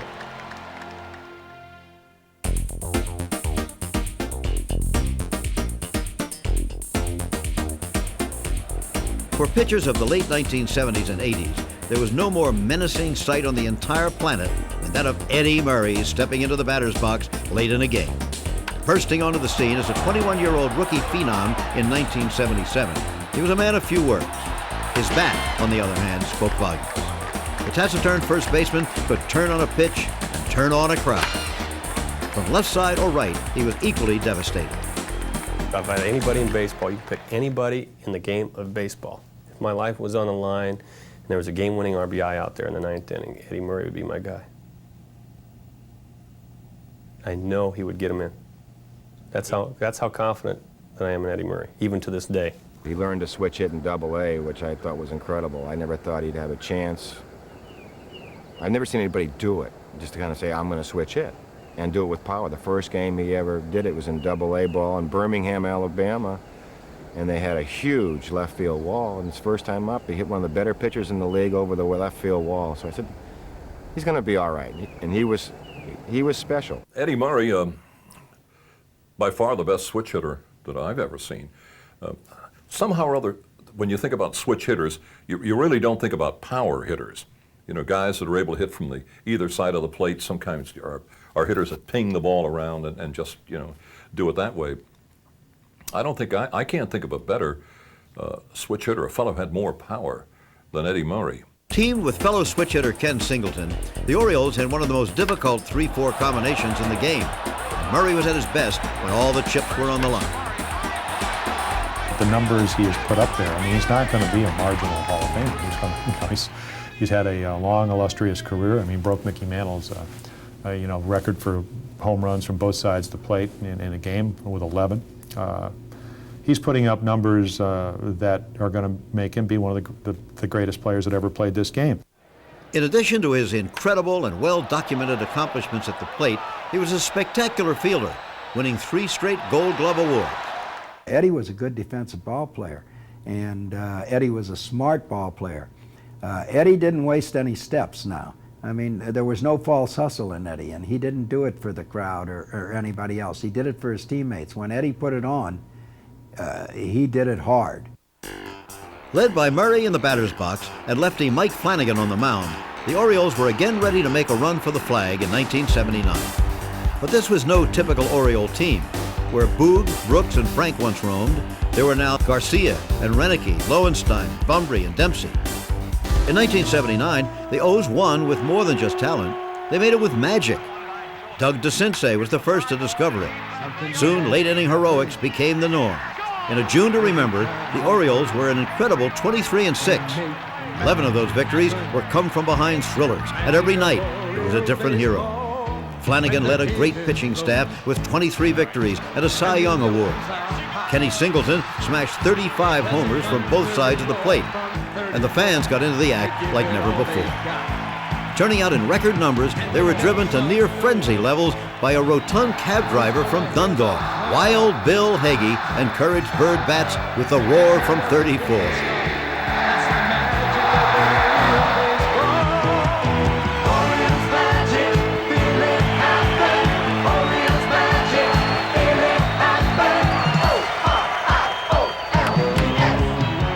Winners of 102 games, the O's waylaid the Angels in the playoffs, then prepared for Pittsburgh. Known as the family, the Pirates were treated like in-laws by the Orioles in Game 1. The O's jumped out to a 3-1 series lead, but like Clemente before him, Willie Stargell led the Bucks back. And then in Game 7, heartbreak. Baltimore honored its team anyway for its tremendous and unexpected season. Another significant event in 1979 was the purchase of the ball club by Washington attorney Edward Bennett Williams from the brewing magnate Gerald C. Hoffberger. In 1980, Steve Stone, a journeyman free agent acquisition, had the finest single season in the history of the Major League's finest pitching franchise. In 1982, 2 legends shared just a single season. Weaver announced his intentions to retire at the end of the year, while rookie third baseman Cal Ripken Jr., with this swipe of his bat opening day, announced his intentions to stay. Ripken seemed the natural, but Weaver saw something different. A shortstop. The experts scoffed. His father would bring him out to the ballpark at 14, 15 years old, and I'd hit him ground balls myself and was amazed at his ability to get to the ball and the great arm that he had. Baltimore wanted to sign him as a pitcher. If I executed this pitch and it was hit the shortstop, it wasn't out. I mean, there was no question that he was going to catch it and throw it accurately. And I mean, I would actually try to have my game plan so the ball would be hit in his direction. I mean, I trusted him the most. He is such a valuable part of our ball club, whether it's hitting, fielding, or just sharing his knowledge of the game with the other players. En route to winning Rookie of the Year honors, he teamed with Eddie Murray and 15-game winner Jim Palmer to help the Orioles to another miracle finish. The O's were 4 games behind with 4 games to play. They had to win them all. The essence of a classic pennant confrontation, each game crackled with the intensity of sudden death. Only on the last day, the Birds succumbed. The fans, exhausted and overwhelmed, stayed even in defeat.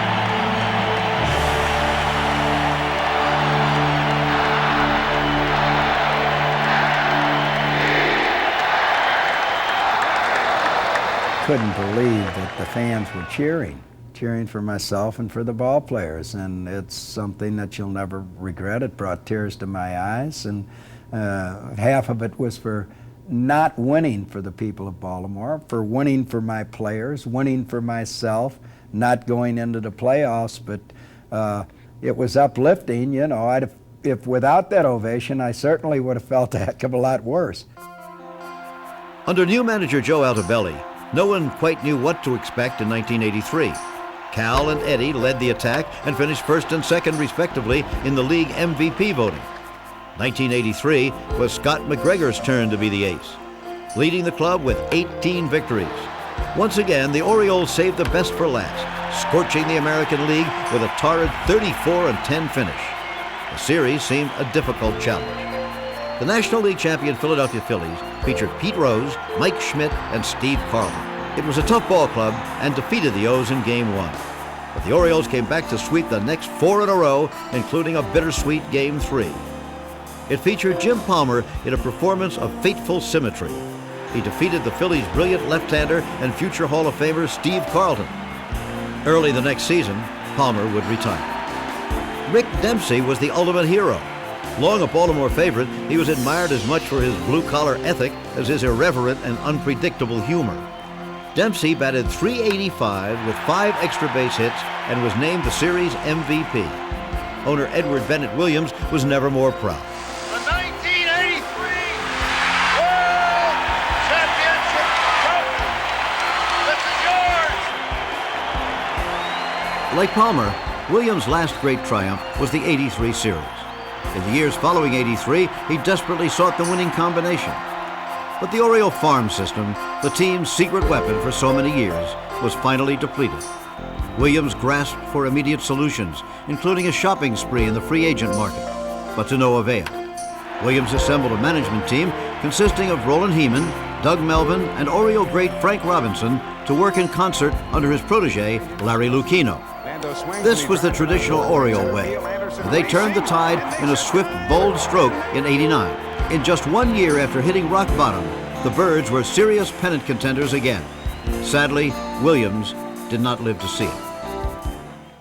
The team that had just a year earlier come completely unglued, that had lost 107 games, was now the most improbable pennant contender in the major leagues. For the last series of the season, the Birds were flying neck and neck with the Toronto Blue Jays. In a thrilling climax at the Skydome, the O's fell just short. We weren't supposed to do much. People didn't expect anything. But what I got from that ball club was a total team effort. We worked very hard in spring training from day one until the spring training was over on fundamentals. The more success they had, the more they wanted to do it. And it just became contagious. The fact that nobody ran away from us allowed us to kind of hang in there a little longer, and it helped with our confidence. And it just seemed like everything went right. We played well as a team. We had a hero every night. The momentum carried us as a team through some slow periods. It was just a year of overachievement. The team was on the upswing, but time was growing short for Memorial Stadium. The grand ballpark, heralded as one of the finest in 1954, had become old and outdated. Fittingly, Mike Flanagan closed the door on the historic old home.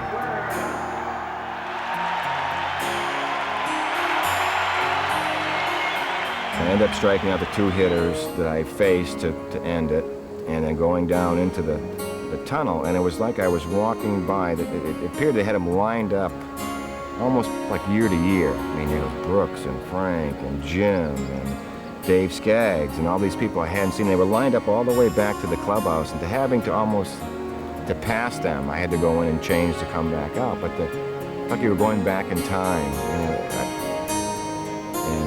I just can't describe what that moment felt. Almost like I got the approval of the generations. You did okay for us. It was very, I guess, gratifying. It was exciting. It was sad. It was all the emotions. You run the entire gamut of emotions in that thing because you know that's the last major league game is going to be played in that ballpark. You had a lot of fun times there. You had a lot of disappointment, a lot of sad time. And you just hated to see it go. A heart-tearing, wonderfully warm, great experience. And when I walked out of the ballpark after we were finished, and I walked by people who were openly crying, and it was difficult to handle. But if you were there, or anybody who has seen the film or the TV replay, would have to recognize it was just one of the most magnificent moments in the history of baseball as I know it. It was tremendous.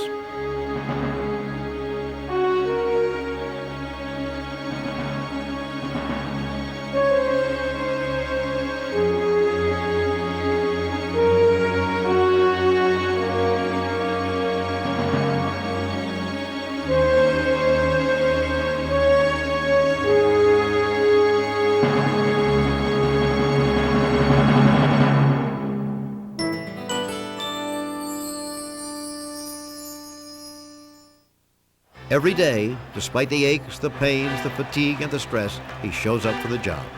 Every game, every season, for more than a decade. In the process, he's come close to grabbing an iron horse by the tail. Cal Ripken is one of a kind. A dedicated player, tremendous courage, can play with injuries. Certainly you don't go through a streak from 1982 until now without having many aches and pains that could often keep players out of a lineup. He's the epitome of what you would like a player to be. He sits in on our pitchers meetings before we go over each club. You know, the first game into a series, we'll go over each club and all their hitters. And like I said, Cal has seen, you know, he's out there every day and he's seen so many of the hitters. He knows what pitches they can really hit and what they can hit. And he's really a big part of how we pitch guys. I mean, you can see how he positions himself and how well he plays out there, that he knows each hitter and where they're going to hit the ball. So, you know, you got to give him credit. He's been around, he's learned a lot, and he's been a huge help for the young guys. I mean, whenever I have a problem, I don't necessarily go talk to another pitcher or talk to the pitching coach. I may go talk to Cal and say, hey, you know, in this situation, did I throw the wrong pitch, you think, or did I do something wrong right here? And he's always got something positive to say. Well, the streak is the most amazing thing that I've ever seen here in Oriole history almost. I mean, how can anyone play over 2,000 games in a row? It's just almost impossible. And a number of times you come to the ballpark and you don't feel well, maybe, but you still go out there and play. And there's no doubt that he's had some injuries, minor injuries, that have slowed him down some, hindered his performance, but not enough to really hurt the team. And, you know, God willing, he's going to break Lou Gehrig's record. And that's just something that no one ever fathomed that could happen. In a special issue, Sports Illustrated named him the best shortstop in baseball history. Whether leather or lumber, the numbers back it up.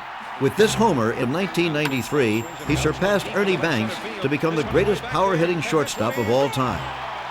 But shortstop has traditionally been a defensive position, and the best have been judged on the strength of their glove work.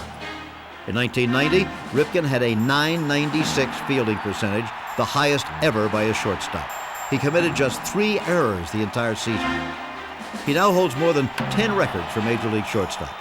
He's been Rookie of the Year, MVP of the All-Star Game, and Most Valuable Player of the American League twice. He's won 2 Gold Gloves. He's an asset to the ball club, both offensively and defensively.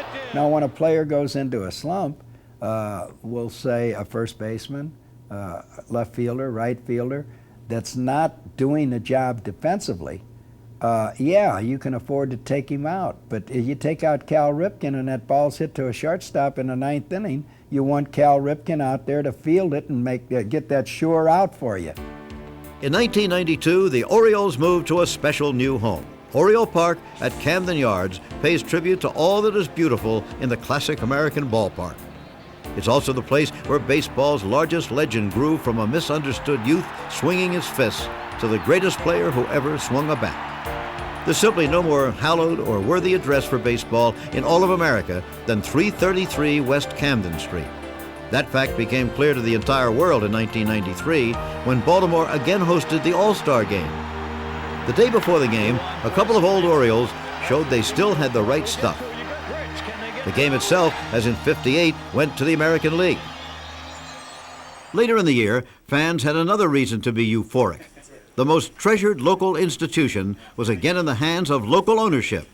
Peter Angelos, a Baltimorean, led a group that was not to be denied. In the 90s, many Oriole traditions continue.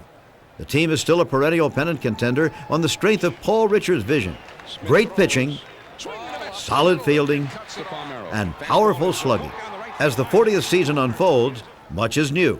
But if the Baltimore Orioles teach anything at all, it's that the things we value most are the feelings that never change. There's a place you can always go where the sun literally splashes down upon you, where your heart leaps at that first glimpse of green. And out on that lawn are the men. Time changes their faces and names, but their youth and triumph are eternal in the crowd's adoration.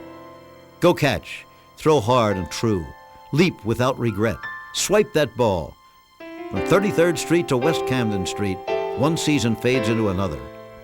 But the game, Baltimore's game, lives on forever.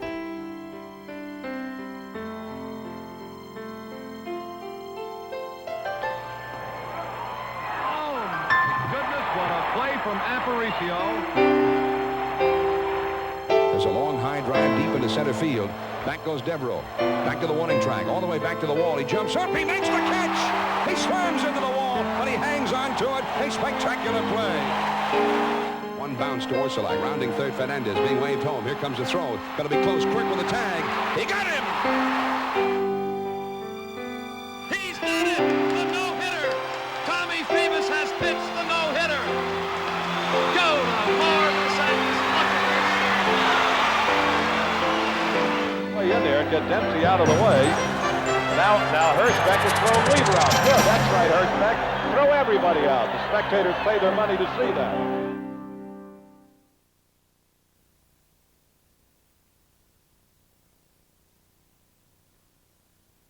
Here are some other videos available from Orioles Productions. First, travel down 33rd Street to Memorial Stadium, where we gathered a lifetime of memories. It is going to be the 500th home run. Here's a fly ball to deep left field. Get out of here! Get out of here! Gone! He reaches up and he makes the catch, and then slams into the wall, and then hangs on to it. From the year the Orioles returned to Baltimore to the final emotion-filled weekend in 1991, relive a collection of wonderful Orioles moments we call Miracles on 33rd Street. What was it like to be there on those final days at Memorial Stadium?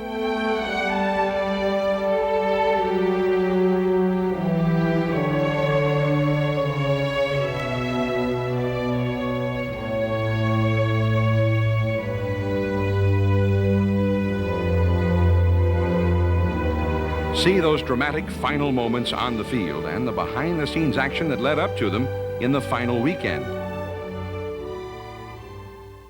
Then, complete the trilogy with Welcome Home, the story of the inaugural season of Oriole Park at Camden Yards. We're getting ready, waiting for you.